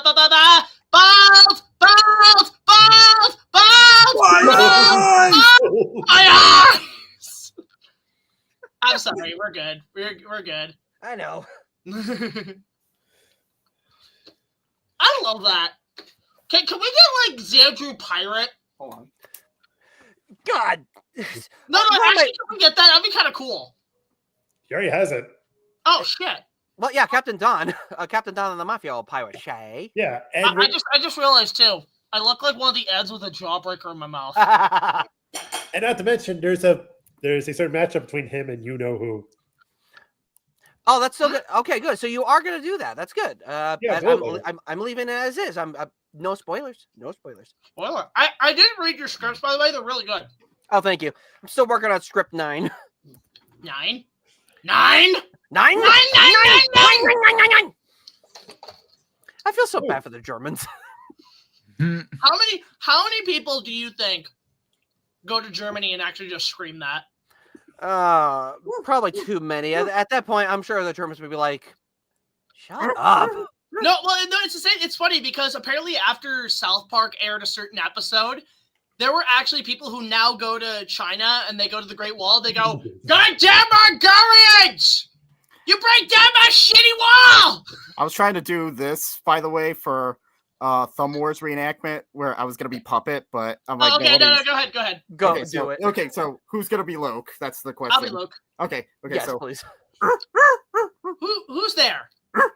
Show yourself. Who are you? I am a puppet. I'm sorry? Arm goes into puppet and manipulates mouth. Yes. I don't follow. Beneath the floor, the man does control me. Yes. I feel in my spirit I am to train under you, so I too can become a thumb master. Train you will I. Train you I will. Yes. Step 1. Touch your tongue to mine. Wait a minute. Okay, just context, Xandrew. We have a group chat on Facebook. We talk about nothing but our projects and movies, but we are constantly quoting Thumb Wars. Oh, that's amazing. All the time. At times. Oh, What and Dean What's the says, one with Blue Jay? It's "Chosen like, one." Also, Dean in the comments, "Chosen one, I'm coming. Chosen one, I'm coming." What? Kung Pao enter the fist. He's never seen Kung Pao. Jack, You've never seen Kung Pao? I'm due to watch that. That's on my to-do list. Okay, you know what? You really If you're should. coming over here for G-Fest at some point, Best. hold on. If you're gonna come here for G-Fest, at some point, I'm just gonna invite you to my place for the night, and it's like we'll fucking watch it. How Why about don't we that? all just like crash at your place and just like do an Airbnb at Hipster Movie and Jedis? I can't bring guests over my place. I was gonna say we'll pay for rent. We'll pay. I'll pay like $100.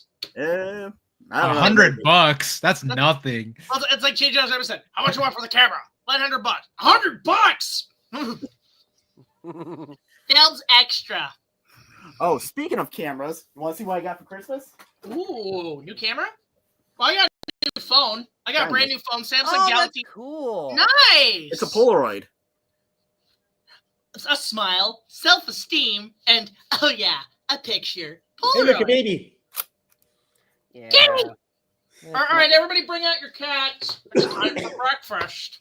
My cats are gone out of the room. My Oh, God. cat's I'm Mr. Plinkett. My cat's in the oven. But the thing is, too, I was looking at this thing, and I'm like, okay, I've seen people they've taken selfies. How do they get it so good?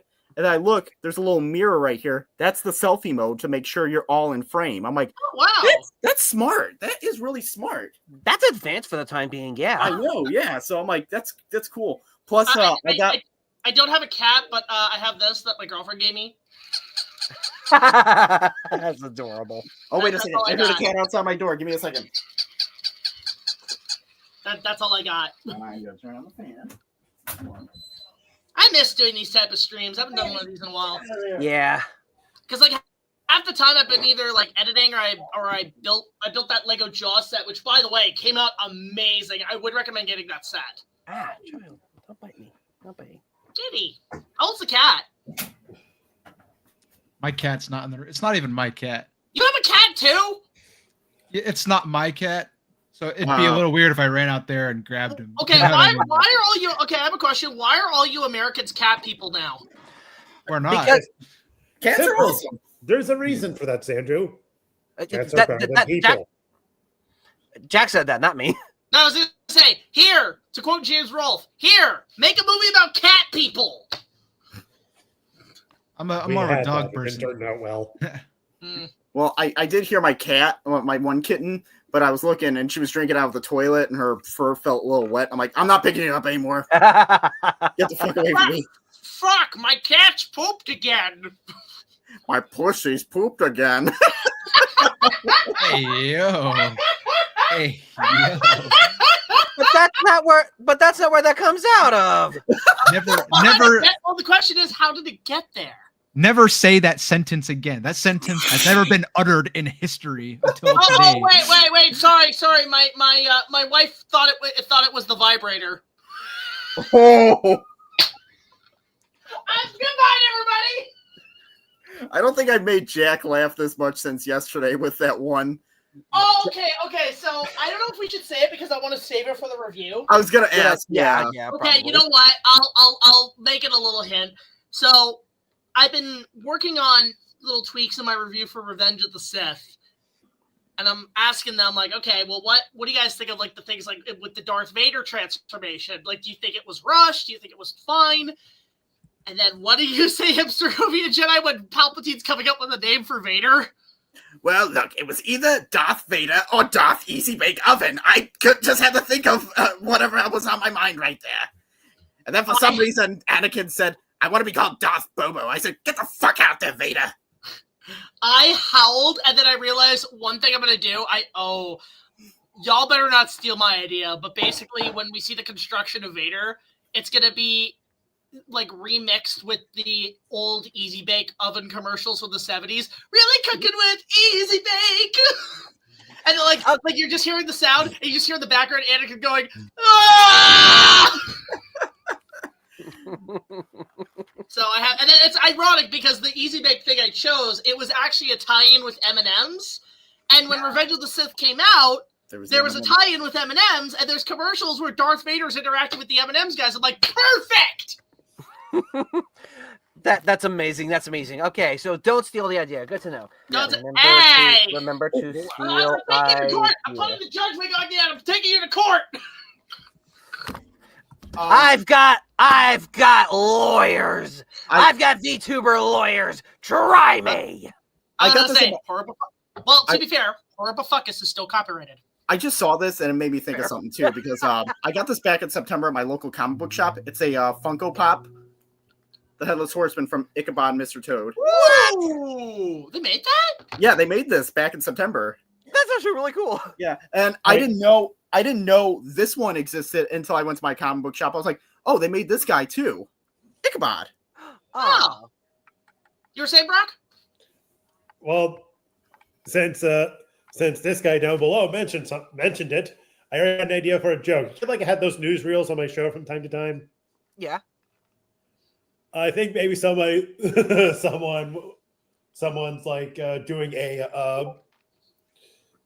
like a news session on the Titanic 2, but immediately before it can take off, it sinks. But not like And there we go. The Titanic is taking off, and oh dear, it sunk. Well, fuck. Also, I'm just kidding. What? Wall is raging in Japan now. I was gonna say something too, since I had Ichabod right here. There was a made-for-TV Sleepy Hollow movie back in like the 80s at some point. You know who played Ichabod in there? Who? Jeff Goldblum. Really? And I was like, Ichabod. Yeah, but I was like this. I'm like, that's perfect casting because he was skinny enough and he looked the part. Like it was perfect. Only problem, wherever they were filming, snow was everywhere. Oh. Now, you do plan to have headless horsemen in your Sleepy Hollow, right? Hello? Hello? Yes? I No. hate that man. No.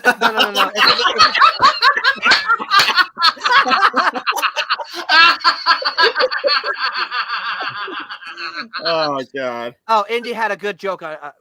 Indy had a good joke on him, like a head on his shoulder. Oh wait. But yeah, no. If it was like Jeff Goldblum, like during a snow day, instead of it'd be No. It's a snow day and he's cold. He's like There you go. That works much better. Since he's the Wizard of Oz and Wicked, I am Oz. I am the Wizard of Oz. No, I think Doug made that joke in his Jurassic Park review. He did something like that, yeah. How ironic. I also find it, it's so funny. So, my girl really wants to see the Nosferatu movie because apparently it is pretty good, Nosferatu. Okay. Oh, it's really good. And the thing is, here's what's so ironic. So, like, I thought it was okay. Like, Willem Dafoe's supposed to be the Van Helsing character, right? That he is. How ironic that he also, like 30 years ago, played Orlok in a fictional biopic called Shadow of the Vampire, with John Malkovich as F.W. Murrow, who directed the original Nosferatu, and which Murnau hired Orlok was actually like Max Schreck, who's the actor, was actually a real vampire, and in that movie, he's played by Willem Dafoe. That's crazy. And it's like that's poetic. That's so poetic. That is the irony. Nobody brings this up. Oh, hold on. When you mentioned, what's really bad? Like, something I really hate about the like something I don't like about the young generation. All these kids going to see Nosferatu, and they're so dumb. They're like, this is just Dracula. Yeah, no shit, because the original was an unauthorized version of Dracula because they couldn't get the rights to the novel. Okay, one thing I have to admit, I do have one complaint about the film. Okay. There's no scene where Orlok is flickering the lights. Oh, SpongeBob reference. Go to the corner, Indy. Go to the corner. Yeah, you know what's funny? There you go. That's funny, though? He goes to the corner with pride. When you mentioned John Malkovich, though, this popped into my mind. I'm like, I forgot they announced this. Remember, he was in a movie that Robert Rodriguez directed, and they're like, oh yeah, we're not going to release it until like 100 years from now, and it's coming out November 18th, 2115. Well, we're going to be dead. We're not going to see that movie. Yeah, because it's literally they labeled it as the movie you will never see. Somebody's going to see it. Well, no, it's in a time capsule. It's in a locked time capsule, and it's gonna open that day, November 18th, 2115. You know, it's kind of sad that we're not going to see that yet. We're going to see. Well, at that point, GTA 6 will be out, and also at that point, we'll get the Nickelodeon time capsule opened. Yeah, that's true. No. Oh my God. I have a terrible joke. They finally open it, and it has all of Dan Schneider's like documents. Oh, what a genius plan! He hid it in the time capsule the whole time. That's messed up. I would have been like, I would have been like, you're an awful person, Dan Schneider, but kudos to you for like the greatest long-term prank in the history of man. Well, I will say this. A bunch of foot pics. I will say this. This thing, I was watching it from All That, like old All That clips. I'm going to go to the corner for this in pride. Don't worry, Light. I will say that. But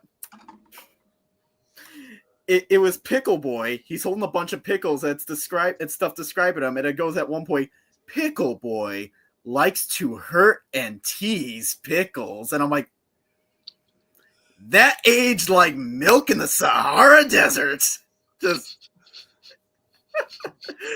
You're not going to the corner. Okay, thank you. You're going to have something much worse. Oh, God. I sentence thee to the pea factory. No! No. I sentenced you to make hinges. That is a deep cut. I am so sorry. I'm just going to say the thing I just did. I hope there are people that know what I'm referencing. me, Jack, Daddy, Brock. what's the paint factory? No, it's just Jack, Brock, and me. We know the reference I was making with the no right there. Oh, it's like, I know. I'm like, No, I got a better sentence for you. Let's just say I am officially declaring your name Carl. That's all I'll say. I'm sorry, Jimmy. I won't do it again. Oh, better.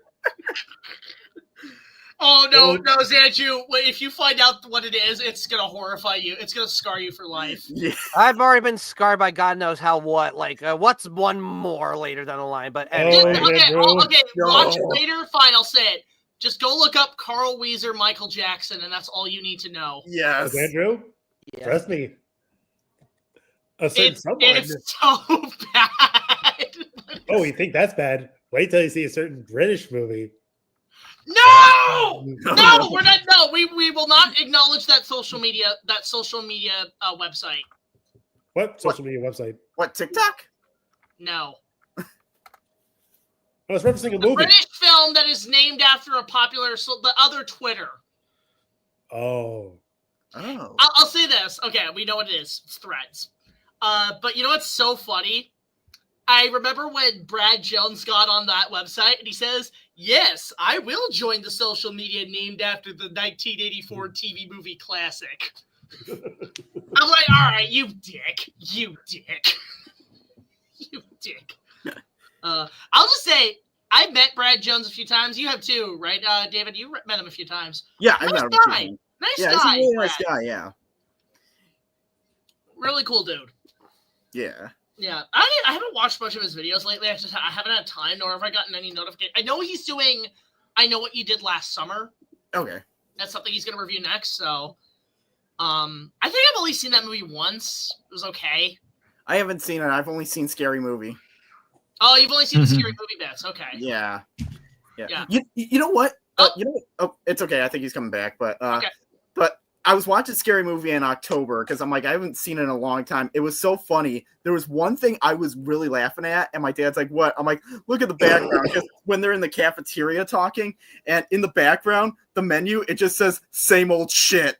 I was like, I never noticed that. That's hilarious. There's some good in-jokes I remember I've seen a few times that are really, really funny. I'm just trying to think of one that was like... They said the Wayans brothers are going to come back to make Scary Movie 6. Yes. I'm going to be honest, it's not going to be good. They've been saying that for a while. It's not going to be good. Here's a quote from Nostalgia Critic that I have remembered for a long time, and I don't know what review it is. When a franchise is dead, it should stay. It should stay fucking dead. Like Star Wars? Like Star Wars? Well, Star Wars is more valuable. Good. I think Star Wars died a few times, didn't it? Yeah, but okay. Well, remember, it's much like Palpatine. Somehow Star Wars returned and died again, and it'll keep coming back.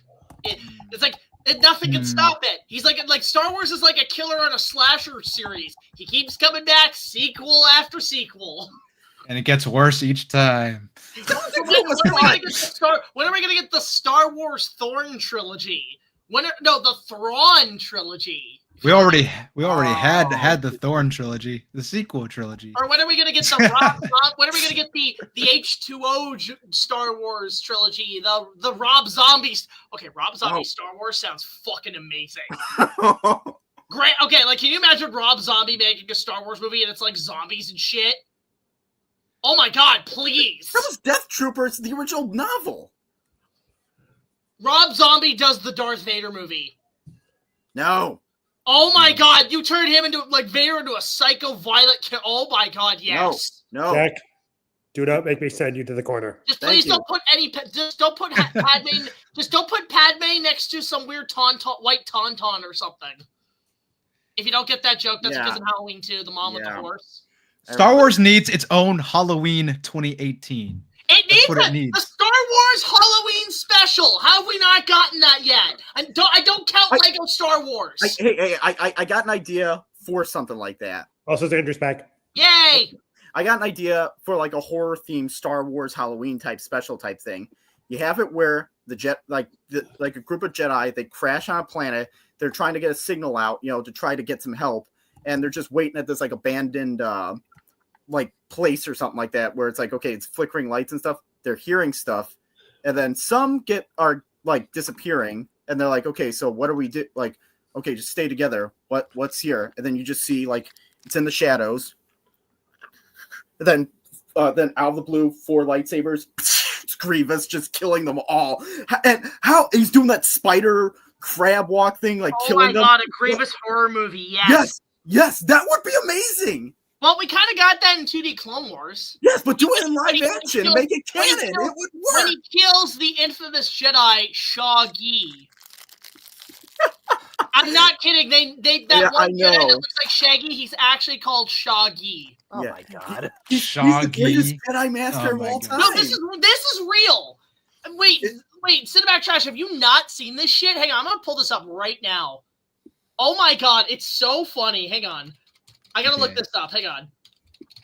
Shaggy. Shaggy. SHA space GI. Turns out that his lightsaber turns into a bong too. Oh my god. Like Zoink Scoop, I can really feel the force, man. Well, wait a second. There was also that one wolf Jedi. Wouldn't that be Scooby-Doo then? Hang on, you know what? I'm gonna pull this up because I'll admit this scene still holds up. I don't care what people say. This show's still canon to me. I don't give a fuck. This show's still canon. Here, I'll pull this up. Yeah. Let me go. First, I gotta play his speech. His speech is incredible. I love it. Where's Shaggy? You are surrounded. Your army is decimated. Make peace with the foes now. For this is your final hour. But know that I, General Grievous, am not completely without mercy. I will grant you a warrior's death. Prepare. Such a good speech. I love that. What a great intro. But let me get to where. Where? Yeah, It's all around us. So that's Shaggy. I'll just Hey. right here. Here we go. Here comes Shaggy. There he is, Shaggy. No! Oh! Oh, so good. That's so good. That is so good. Just like do that in live action, something like that. Like, So if it's live action, is Matthew Lillard playing him? oh Yes! yes, Yes! Oh! Yes! Okay. Please! I need this now! Lucasfilm, if you are listening to this, I need this now. I need it now. yes. And I came up with the idea. The movies write themselves, I guess. I came up with the idea, so I demand royalties. Damn it! My paycheck. Yes. Where's my check? I remember making these arguments years ago. Where's my check? Oh, speaking of your check and your thing, let's see. We wrote it down. Never. We saw the video. We never saw a video. We were watching that too, and we thought of the same thing at the same time. Actually, Nature, you already paid me. So we saw it before even you said it. So Nature, you already paid me. Thank you, by the way. I will never get over. Thank you. Bless. I was gonna say when you're doing the Mr. Plinkett quote, I was gonna say J.J. Abrams should have directed the Star Wars prequels, and George Lucas should have directed people to their seats at the theater. Listen, I'll say this about the Plinkett reviews because I bring them up in my review of Phantom Menace. So I am under the assumption that those reviews were really the stain that made people say the prequels suck. Yeah. But over time, because people like the prequels now, those reviews are kind of retconned and outdated. Yes and no. I think you could still enjoy the Plinkett reviews if you just say that they are satire reviews. They are satirical opinions, meaning you're not supposed to take it seriously. Yeah. You're not supposed to see this as actual criticism or film essays. This is a comedy. This is just meant to make you laugh. This Jack, is not meant to be... I wholeheartedly disagree. I mean, can I just say that as a guy that still watches Red Letter Media? Oh, I still do too. The rest of their stuff is great too, but they in like a video they made like recently, they said, "Oh yeah, everyone's blames us for the hate for the Star Wars prequels," and like we still stand by everything we said. It's just people, like the older that we got and the younger people that have rediscovered them, it's like they're looking at them very optimistically when they're still very much so the same movies that they've always been. You know what I mean? Like my reviews for the prequels coming up, they are relatively honest. Even as I write them, I do actually have to rectify and say, listen, I know at times my opinions can be a tad negative, but I still do like these movies. I just have problems with them. I think there's where I'm at, where like I like them, but yeah, like everybody else, I have issues. I just think my issues might be a tad bit different than most people, because for me, it's about how the story was ultimately structured. And what I try to do is say, okay, here's what I would have done. I would have kept everything, but if you just, the biggest issue I have with those prequels, they needed a second draft. They needed somebody there to kind of be a co-writer. And that's the biggest problem, because like literally episode 3, George Lucas comes in like 8 days before shooting and says, here you go, a first draft, official first draft. There's a lot of cheating in here, a lot of they fight. And that just shows, oh God, we're in trouble. Did you? Yeah, but remember what I showed you yesterday from that first draft too. Oh, that was Yeah. Have you seen, okay. Did you see that in the chat, Pierce? What? Okay. Here, So here, there was a I can line read in it. the original draft of Revenge of the Sith. And it's the scene where Palpatine knights Anakin Darth Vader. I got it right here. I can read it exactly if you want me to. All right. Okay. Oh, Xandrew, both of you brace yourselves. So the original scene when he's knighting Vader, then he originally says this: "I have waited all these years for you to fulfill your destiny. I arranged for your conception. I used the power of the Force to will the midi-chlorians to start the cell divisions that created you. I don't believe you. Ah, but you know it's true. When you clear your mind, you will sense the truth. You could almost think of me as your father. Oh my That's God. impossible. Nevertheless, you must decide." That's First how. of all, it's so just. Oh look, Empire. Remember Empire, the good one? Just. Oh my God. So that was I'm in the glad they first cut that out draft. too. See, That you know was- what? No, here's what I would have rewritten. Here's how I would have retweaked it. So say that line where I Cringe. like say that whole Cringe. Victorian thing with the "I am your father" again, David. Say that again. I'll be Anakin. Okay, hold on. Just like the part where it's like the midichlorians, and then I can see the midichlorians, and I am your father. Do that line. Okay. Give me a second, damn it! I gotta pull up the thing again. Okay. Okay. I arranged for your conception. I used the power of the Force to will the midi-chlorians to start the cell division that created you. I don't believe you. Ah, but you know it is true. When you clear your mind, you will sense the truth. You could almost think of me as your father. No, that's not true. That's impossible. Wait, you raped my mom? Oh God. Son of a bitch! Cringe. Oh God, yeah. That's the most Cringe. realistic scenario. I think Anakin would be like, "Wait, you fucked my mother? What the Well, hell is no. wrong with you?" Well, Wait, I got better one, no, guys. I didn't. She was still a virgin. I just used the midi-chlorians, which She is was my a virgin, and she didn't even consent to that. You twit! Well, hold on. That's it. I'm calling Space Chris Hansen. Hold on. Yeah, Chris, I got one. I was Space saying, Elysian. Right over there. saying I had my Force juice. Everyone open up! I just gave your mother my Force juice that created you. Your Force juice. Did it. I'm Space Chris Hansen from Dateline NBC. I'm Chris Hansen from Dateline NBC. Is it true, Mr. Palpatine? You know, I have the midichlorian transcript, and it's that. Oh, that tickles.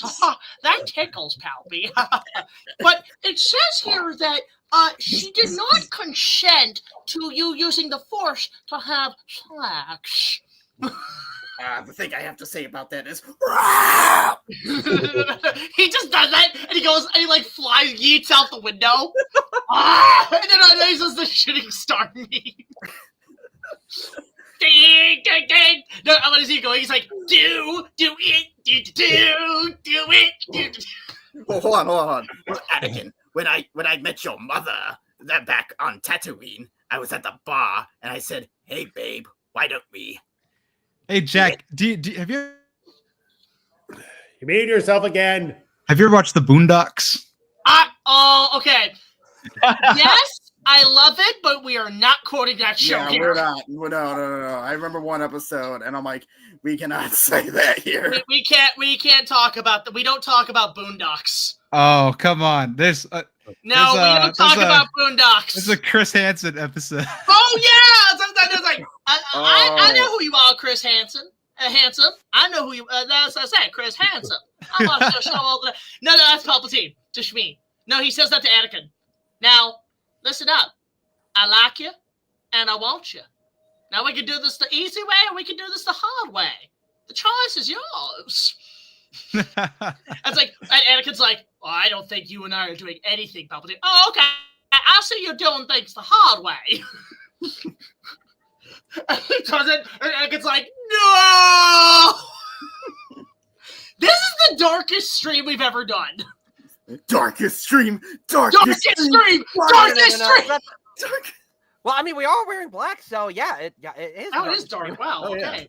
Well, the darkest stream would be is if we all did a Threads watch party. Oh God! No! Hold on. I Yes. Not traumatizing Xandrew. Yes. Okay. I will have to be plastered if we do that.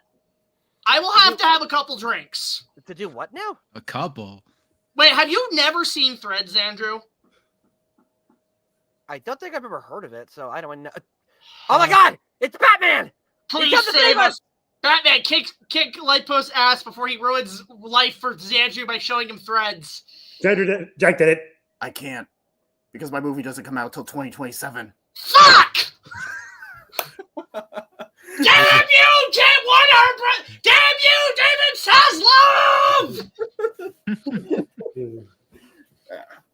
God damn it. Okay. I This couldn't is get out of the damn mask. This is such a crazy stream. I think it's gotten insane, and I'm insane. So you might actually think I might think it's normal. And on the subject of like making somebody laugh super hard, I remember the time where like you showed up the doll and like compared it to Lord Farquaad. So I'm so sorry about that, by the I way. remember that. Yeah. You know what's so funny? There is an ad on Facebook Marketplace locally near me. Mm-hmm. Somebody's giving it out for free. Somebody made a cosplay of the mascot Farquaad from the first Shrek. And it's for free. It's in Toronto. And I showed Honeyberry and she's like, I want that. I'm like, okay. I just go to Comic-Con dressed as that, and I go through like those the areas Yeah, I with was like, just the saying. bars. Wait a second. I'm not gonna eat you. Wow. No, I see you Let's do dying that first again. movie. No, that'd be funny. No. No, it's so funny. That's gonna be all of us when we do the thread stream. Everybody has that face just like, wow. Let's do that again. No. Actually, I'd be drinking and laughing like Cinema Snob from the Adopt the Fourth Wall movie. I swear, if he covers Threads, it's over. Yeah. If Cinema Snob covers Threads, it's over.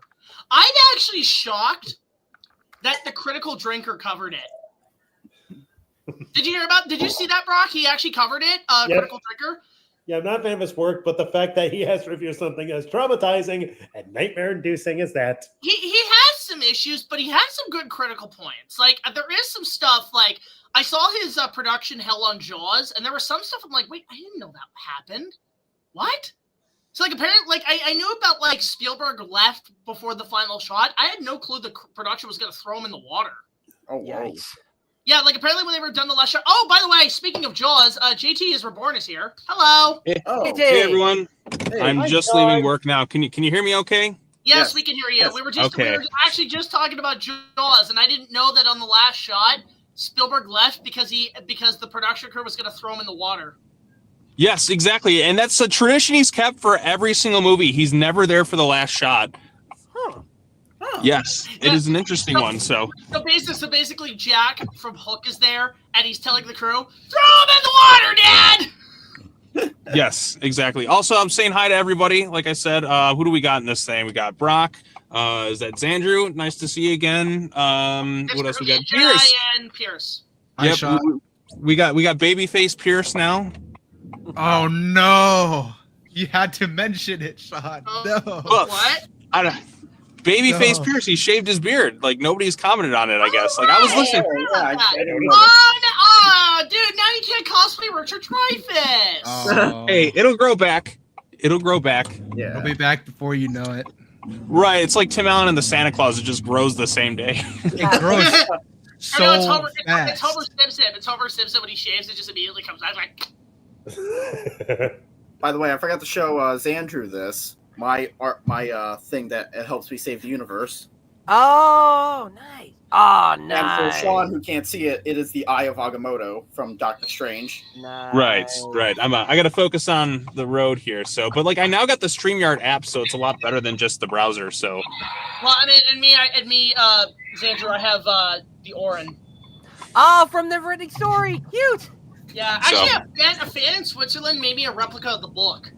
Oh, that's cool. I was supposed to review it last year, and I never got a chance to for its 40th anniversary. I'm like, damn!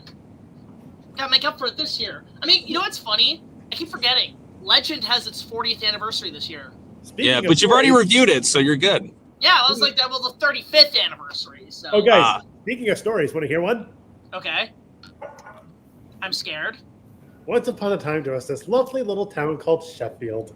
Then a nuclear war happened, and everyone died. The end. No, I literally... Wait, you just see me, like you're starting to tell the story, and I'm just like, ah! I'm just flailing. So...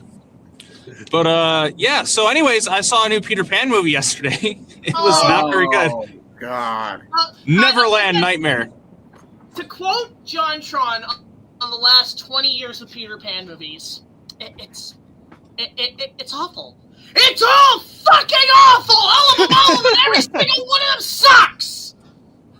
Pretty much. But yeah, that was man, the Twisted Childhood universe would be so much better if they embraced the schlocky nature of it and made it more tongue-in-cheek and fun. Like, you have these, like, characters, like, you could do something kind of funny with it, like, just darkly funny, and people would be way more entertained by it. But nah, we got to make it super grounded, gritty, and extremely serious, and just not have any sense of fun to it, like, whatsoever. Like, why? Like, Tinkerbell, yeah, just a heroin addict. Peter Pan, like, a mix of walking...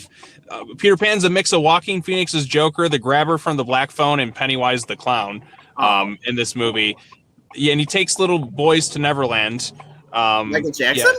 Yeah. I don't like this.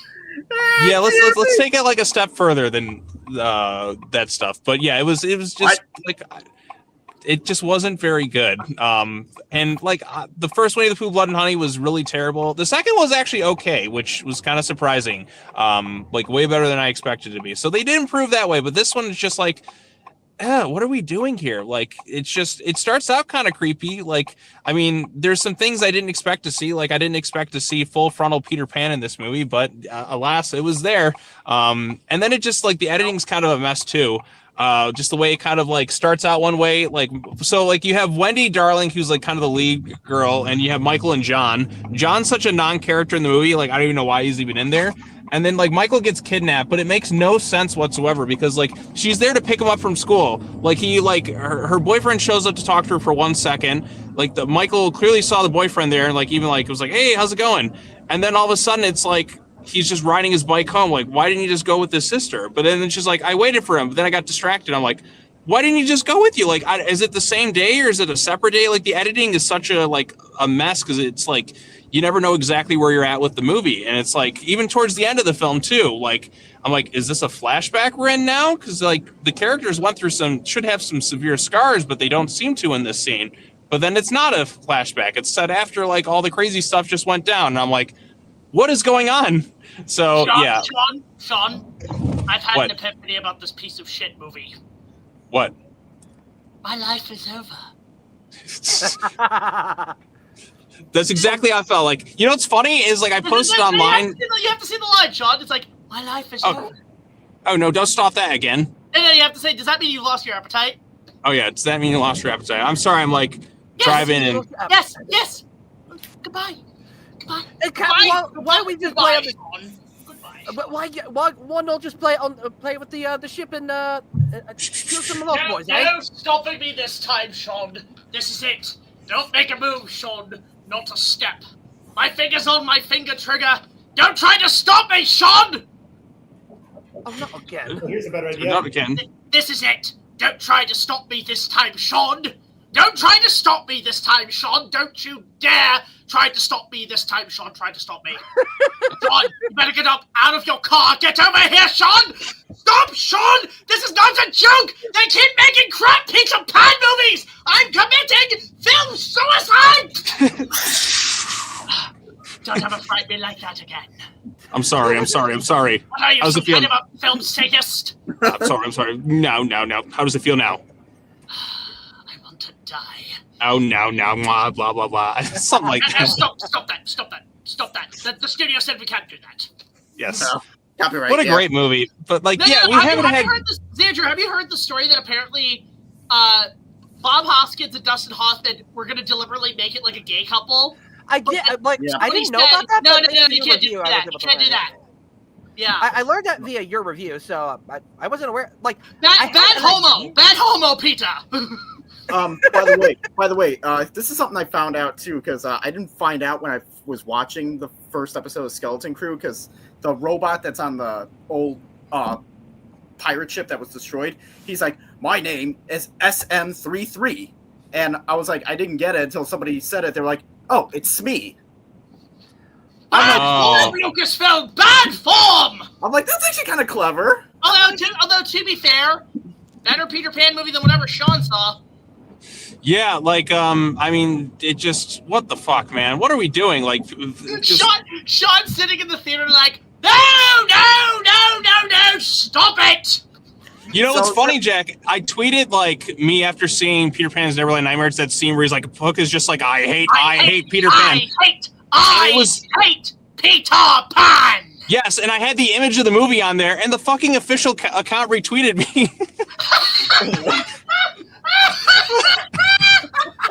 That's amazing. No, I have to do Hook's laugh. Dude, I'm like, do they not realize, like, I did like the movie? I guess they thought maybe because, like, I just, like, despise Peter because he's, like, a real sick, twisted son of a bitch in the movie, not gonna lie. Like, a very disturbed character. So, like, there is some creepiness. Like, the very beginning, I'm like, he's kind of like a circus performer. But, like, Neverland's just kind of like his little, like, room. He takes people in, and, like, his shadow is, like, through druggy, like, hallucinations he sees. Like, he sees his shadow. He will be nothing more than a drunk, fat, old Pan. Pretty much. But I'm also wondering, like, how he's able to afford some of this stuff. Like, he has his own, like, like, Captain Hook in the movie, sweet merciful Jesus. Like, I don't know if you've ever seen the movie Barbarian, but Hook, like, has, like, was chained in, like, Peter's basement.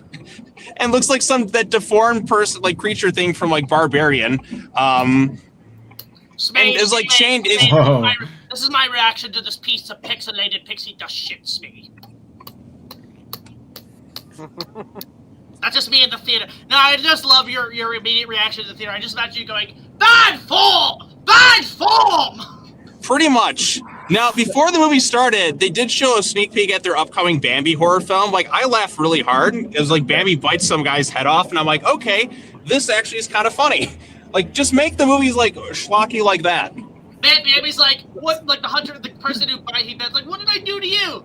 You killed my mom. What? Wait, so is it technically that Dear Zombie virus from like 2019 or something like that? Oh no, that's gonna be the movie! Probably. Oh, God. But whatever happens, I'm just curious how they're gonna cross over in their Poonaverse Avengers movie. Like, we have Winnie the Pooh, Peter Pan. Like, this is like the fucked up version of Kingdom Hearts. So where's Snow White? Where's Sleeping Beauty? I was gonna say, well, they're supposed to come into the story somehow. Like, Pinocchio is also going to be a movie as well. Wasn't that Pinocchio's Revenge? Pretty much. Funny. They should make that canonical. No. Sleeping Beauty is just the Freddy Krueger because she's like a nightmare demon. That would be good. Actually, yeah. Yes, and then it turns out Maleficent's actually the hero. Well, you know what? The problem with these movies, too, is they don't have a good protagonist to kind of, like, they don't have a good hero to fight the villains. Yeah. I got an idea for you guys. Yeah? What's up? So, if you're going to do a horror version of Sora, make him Ash Williams. Yeah. No. They just fight Sephiroth. Oh. I mean, they could throw Zorro in. It's public domain, right? Like, you know, yeah, fuck it. Actually. Yeah, they should, yeah. I said Sora. They need a good protagonist. Like, they need somebody who's awesome. Like, I'll give an example of a series that kind of figured this out with their second movie, Terrifier. Like, those movies are quite popular now. Like, the third movie made, like, $100 million off, like, $1 million budget. But the thing is, with the second movie... They have to get Robin Hood in there somehow. I'm sure they'll find a way. I mean, we've had so many shitty Robin Hood movies in general. So how does Popeye the Slayer Man fit into this? I don't think it's... I think it's separate from the TCU, as they're calling it, or the Poonaverse. He just comes in, like, he takes a big mallet and he starts whacking people in the head bloody. He's like, I'm gonna kill you, motherfucker. I thought you were going to say Anyway, Brock was saying something. Go ahead, Brock. Yes. Like, you were talking, like you were saying, like you were talking about, like it was Sora, not Zorro, is what you were saying. Sora from Kingdom Hearts. Yes. Big Sora from Kingdom Hearts. If there's going to be a horror It's version, Ash Williams. basically Ash Williams. Oh, I mean that could work too. So I thought you said Zorro. I was like, How okay. do you do Snow White? Well, I don't know. Like nobody seems to know how to make Snow White anymore. To be honest, I got it. The 7 dwarfs are actually gremlins. Snow White. They're little demon things that like kill people. I mean that's pretty much every character in this universe. Like everyone's like a filthy like different personalities in her mind or something like that. Like. No. The 7 dwarfs are all part of her multiple personality disorder. Yeah, just that. Yeah. Ooh. There you go. Unfortunately, I gotta call it because I gotta go to work in a few minutes. So like. No worries, man. No, it's good to have you on, man. nice to see you or talk to you at least. Yeah. Good to see you, man. Good to see you. Thanks again. Adios. Yeah. Adios, amigos, and yeet. Yep. There we go. All right. Now, Jack, I did listen in earlier. Judge Jack, I think needs to be an ongoing character in the reviewer, reviewer versus court. We were establishing. Reviewer versus court. We settle things. We have the 2 critics have opinions. They have to settle it in a court, and we have to make it like a Ace Attorney. Mm-hmm. Oh dear God! I feel like me and Sean are gonna be in that court about Star Wars. Well, see, the thing is, like, I'm just gonna I'm not even gonna bother. I'm like, it just needs to die or disappear for a few years. Like, just disappear for a decade. Like, Star Wars needs to just go away for a while. That's why, like, these shows aren't getting good viewership anymore because people have been checked out. Like, it was the same thing that happened to the DCEU. Like, the audience just got sick of it. And it's happening to the MCU too, except for like 1 or 2 exceptions. Well, John, here's the thing, though. It's not that Star Wars will go away. It's that their fan base will decrease, and isn't that kind of a good thing? Given it was kind of better when it wasn't just a big all over the world thing, like it was just actual nerds liking Star Wars. Star Wars has always been big though. Like the first movie was like the highest grossing movie of all time. So I know, but it's still like to be like a fan of it. It was just a group of nerds. I don't know, because like Star Wars always had a fan base. When I was a kid, like the prequels came out and like those did well, even though most people agree like episode 1 is not very good, and same thing with 2. Like 2 is okay. Like 3 is pretty fun though. Like I had good memories seeing that one in theaters, because Palpatine's the best character in the series. Or at least he was. Judge Jack, can I bring Sean to court for saying episode 2 was okay? Debatable, but sure. Like, I don't know, like, what else you want to say? Like, it's just okay. Like, there's a few cool moments, but it's not, like, great. Episode 2? Yoda does some cool flips and shit. Like, they got, like, Anakin... That's an action! Those aren't ideas! Those are special effects! What's the difference? I know you don't know the difference. Get him out of here! No, I remember. Well, it's about how Anakin and Padme fell in love with their amazing lines, like, I don't like sand. It's rough course and get everywhere. It's about putting together the clone army. Obi-Wan goes off someplace, finds Christopher Lee. They rip off John Carter. Yada, yada, yada. But that was the thing, too, because I remember my one ex-girlfriend, when she was watching Star Wars for the very first time, I introduced her to it, and immediately I sent Jack a message of, like, her reaction seeing it for the first time, and I was like, so, babe, what'd you... At the time, babe. It's just like, what'd you think of the movie? And she was like, what was the plot? That's what made me so angry. And I'm like... Can I tell you something actually really funny? So... When Phantom Menace came out last year, I took Honey Bear to see it, and we actually brought the Taco Bell cups with us. It was really cute. It was a really cute time. Surprisingly, the theater was packed. I'm taking this off. The theater was packed, more so than the 3D re-release. I was shocked. There were cosplayers. It was crazy. Yeah. And we had such a good time that she said, I want to watch the rest of them. So, simultaneously, when we got to episode 2, that's when she was sick in the hospital, so we watched it in the hospital. Oh, and it made her feel sicker? No, she said out of all 3, episode 2 is her favorite. She really liked Attack of the Clones. Well, somebody has to. She thought the plot was good. She kind of dug the love story. She thought it was great. She actually thought, I was like, really? And then it's funny because when we got to episode 3, we had to watch it in the span of 2 nights because as soon as Order 66 happened, she said, I can't do this. This is too intense. This is too much. And I said, no, we're going to finish it tomorrow, okay? So we finished it. She actually couldn't handle it. She was actually kind of crushed how it ended. Yeah. So I was like, oh. And here's the thing. I will say this, and I bring this kind of up in Revenge of the Sith when I do my review. So, like, I'm 50-50 on Revenge of the Sith. I think it's got great stuff. I do have some issues with that. But can I tell you what, over time, 20 years later, its biggest strength is? Because I'm just going to say this right now.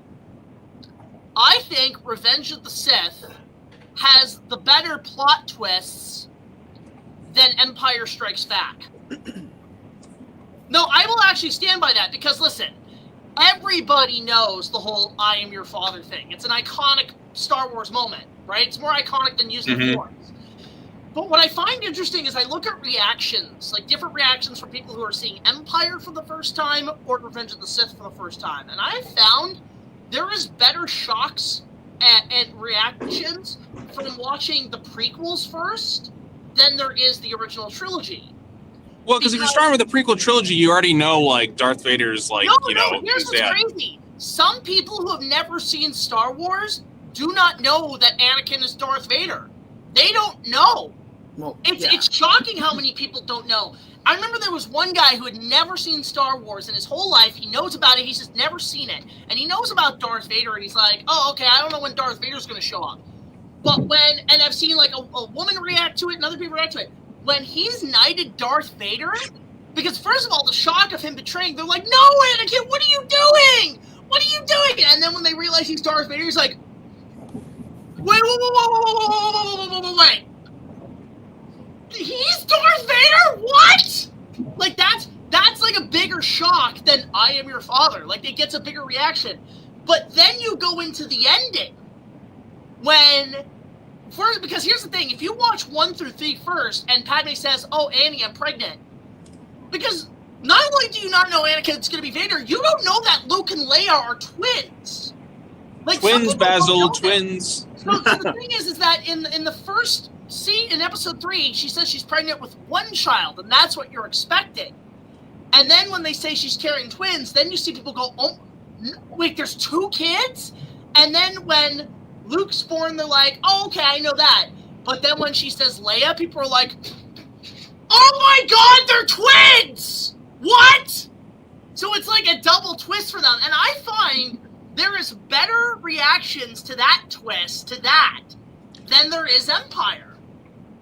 And now, for me, Jack, like, the one thing that caught me off guard when I was a kid, I didn't realize that, because, you know, I'm young at the time, I didn't realize that guy was the Emperor. Like, Palpatine was the Emperor at first. Cause, like, I knew it was him. Until he turned, like, I didn't come to the realization, because, like I said, I didn't own episode 1, like, I had seen it in theaters, and, like, I owned episode 2, but, like, I didn't, I guess kind of similar to, like, what David was saying. It's like, what is the plot of that movie? Like, it's kind of just all over the place.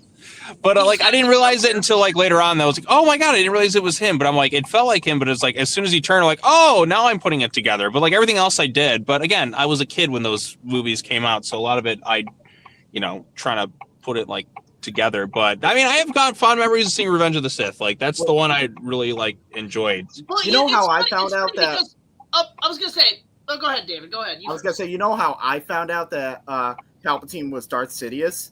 It was because my dad had a huge Star Wars room. He collected the Star Wars Insider magazines. This was after Attack of the Clones came out, and one of the issues, it showed just regular Palpatine and then the Emperor, like a picture of the Emperor from Return of the Jedi. And then I just look and I'm like, I'm putting two and two together. I'm like, wait a second. Wait a minute. Yeah. Like, no, well, it's weird because for me, I already knew from episode 1 that was the Emperor and that was them. Like, I already knew. But what's so weird is when the movies were coming out, they tried to keep the fact that, oh, Ian McDiarmid is actually Darth Sidious. Like, we all knew. No fucking shit, Sherlock. He looks like the Emperor. He sounds like the Emperor. He's the fucking Emperor. Because I think there was even, like, some people who were so dumbfounded they couldn't figure it out. They're thinking, maybe Darth Sidious is actually Palpatine's twin brother. I'm like, what? That's Disney level writing. No. It's been a minute since I watched the original trilogy. Like the original version, did they refer to him, or do they just call him the Emperor? Do they call him Emperor Palpatine? No, they only those- called him the Emperor. Okay, that's what I mean, because it's like when you hear Darth Sidious and all that, like I don't remember that beforehand because they didn't establish that till the prequels, right? Well, the thing is, too, here's the ironic thing, because in 1996 there was the audio dramas from the radio dramas and stuff. But when it came to Return of the Jedi, Luke, when he's like, "I'll never turn to the dark side," they added this in. I don't know how exactly, but Luke says, "You failed, Palpatine," and I'm like, "What the fuck?" Wait, when was this? This was the Star Wars radio dramas, Return of the Jedi, in 1996. Okay, radio dramas changed a little bit. It's fine. Yeah, I gave you the flash drive for the radio dramas. I love. Oh right, you did. I gotta find. Yeah, that. you gotta listen to those. They're actually pretty good. I love the what is it? Because I actually read the novelization of Revenge of the Sith. Like I read the novelization. It actually is surprisingly a little better. There was something there. I can't remember what it was. There was some line that I really liked. I can't remember. I bring this. I'm going to be bringing up my story structure issues with episode 3 and how I think it would have been better. But the biggest issue I'm having in this review is I'm realizing, especially when you get to episode 3, how much now you kind of have to rely on the expanded lore to explain things. Yeah. Because I'm realizing something that's interesting. Had we not gotten all this expanded lore, half of this shit wouldn't have made no sense. Who was Sifo Dyas? Why was Dooku killed off so prematurely? Why is Grievous here? Like, why is all this shit happening? Had we not gotten anything from Clone Wars or anything, this would have perplexed audiences. Most importantly of all, how did somehow Palpatine return? No. The most important, the most important one of all, which is what was the name of the facility Darth Vader was in, where he was getting his cybernetic armor and stuff? The Palpatine medication chamber. I think they actually declared it's called that, like the Palpatine General Hospital. It was the Emperor Palpatine Surgical Reconstruction Center. That's what it's called. And it's like, what does that look like? Does the hospital just have a picture of his face on there? I would love that. Like, is it like scarred Palpatine or just current one where he's like, let me update? It's half and half, and it says before and after surgery. There's a statue of him in the lobby with two small adoring children looking up at him. He has that lightning hand going like and then Jar Jar's head's on a plate. Oh God, can you imagine? That would have been really funny if it was like, make sure you do the professionals, like it's like you show what he looked like before and after, like a botched surgery or something. I don't know, like have a poster like that. It just says plastic surgery. It's good for you. Just go check out Captain EO. When they re-released the movie for the 20th anniversary, it's like they just digitally added a silent. You know what? I'd actually be cool if they did a special edition just for jokes. If they just did a special edition for jokes, maybe was like, it's over, Anakin! I have the high ground! You underestimate my power! Don't try it! Redub it. McClunky! Oh! But anyways... I love in the special edition of Empire when Luke falls down the shaft and he actually has Palpatine scream. Oh, yeah. Can you imagine, when Anakin's, dying in the thing, they add the Palpatine scream? No. When Yoda falls, they have to add it. Yeah. I'd watch the hell out of this. Where'd Brock go? I don't know. Oh, there you go. Hi, I'm Brock. Bye. I just had to clean some stuff up, so no worries. No, it's okay. But anyways, I'm done with current Star Wars, y'all. I'm just checked out. I don't care anymore. It just needs to go away. I was born into a post-prequel world. I've been sick of Star Wars for years. It's just like. But yeah, I don't blame you, Pierce. I mean, David's the only one sticking around with it. I just got to keep going, man. I just got to get he needs his fix. I mean, here's the thing. At this point, I'll still watch the original trilogy. I'll still watch the prequels. You know what's so weird? I have not sat through the sequel trilogy since theaters. I have not sat through The Force Awakens in cinemas. I have not sat through Last Jedi. I have not sat through Rise of Skywalker. I think I just need to let it sit for a bit and come back to it eventually. But for me, like, I can always sit down and watch the other films. And like, even with like the shows, like, I'll be real, outside of Clone Wars, the only other show I watched was Kenobi. And Rebels. Like, Rebels, all the Clone Wars stuff I've watched, like, Rebels included and shit. But Kenobi has been the only one I genuinely watched. I have not watched Mandalorian. I have not watched Andor. I have not fully watched Ahsoka. And I have not watched Skeleton Crew.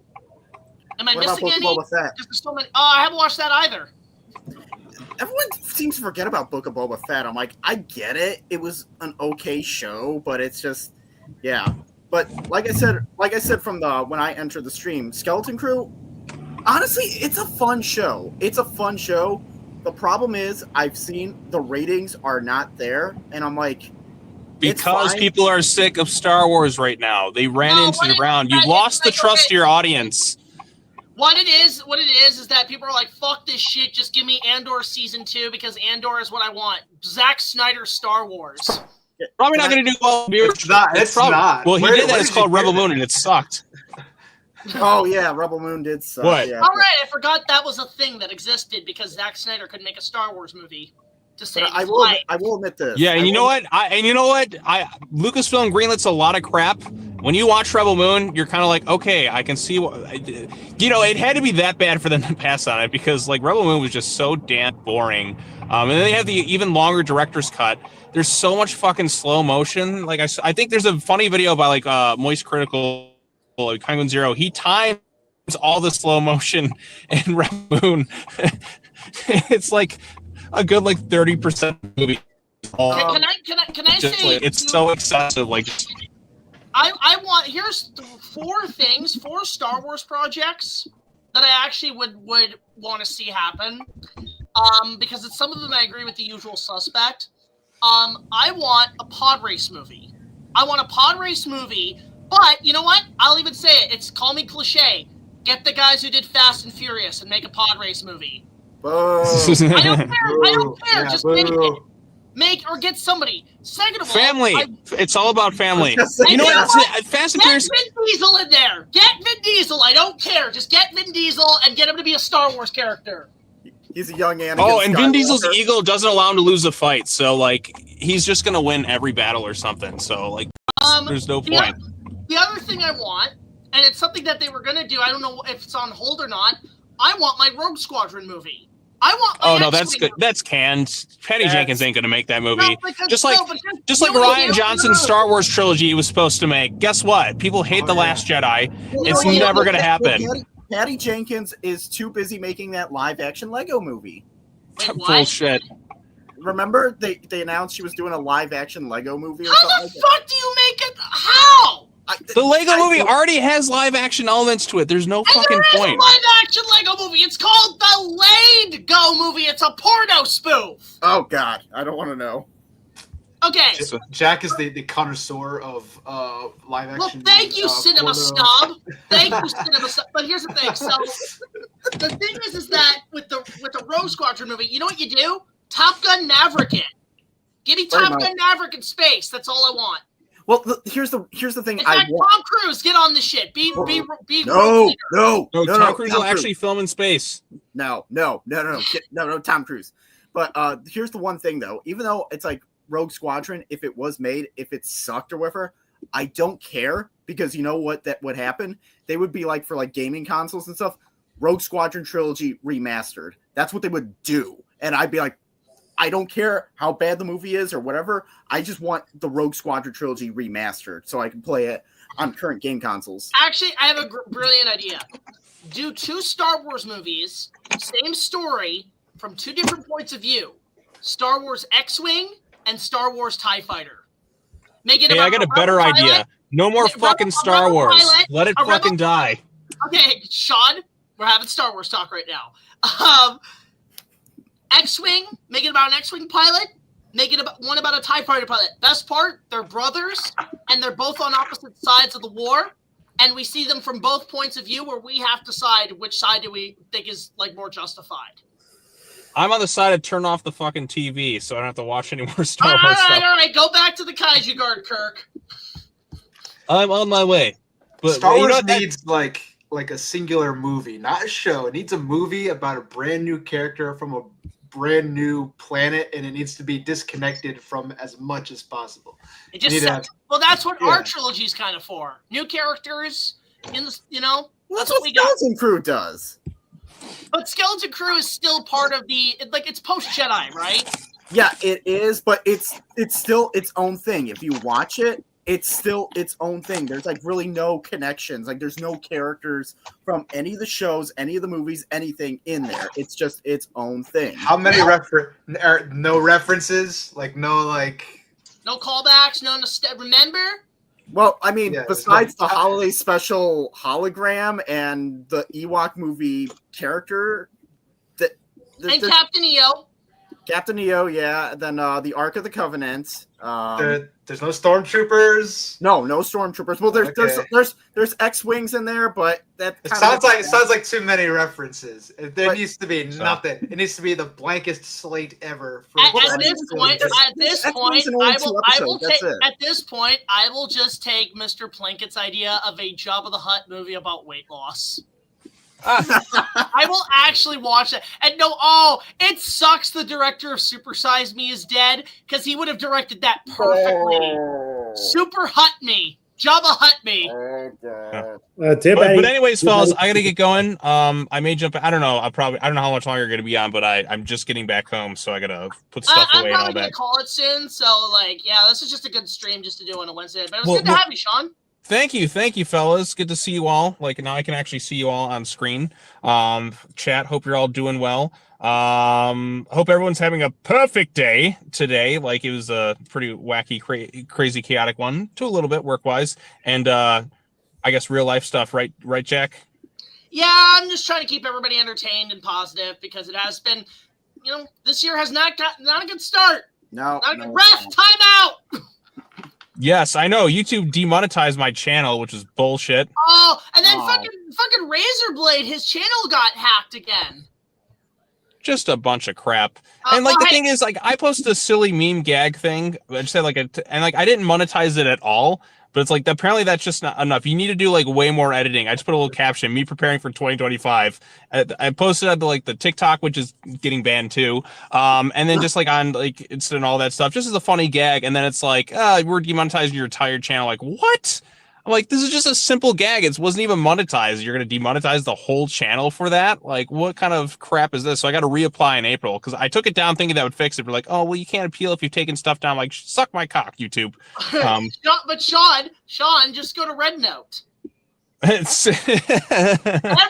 moving. You know what's so funny? Red Note is now the #1 app, and everybody on Red Note is calling all the people from TikTok as the government TikTok refugees.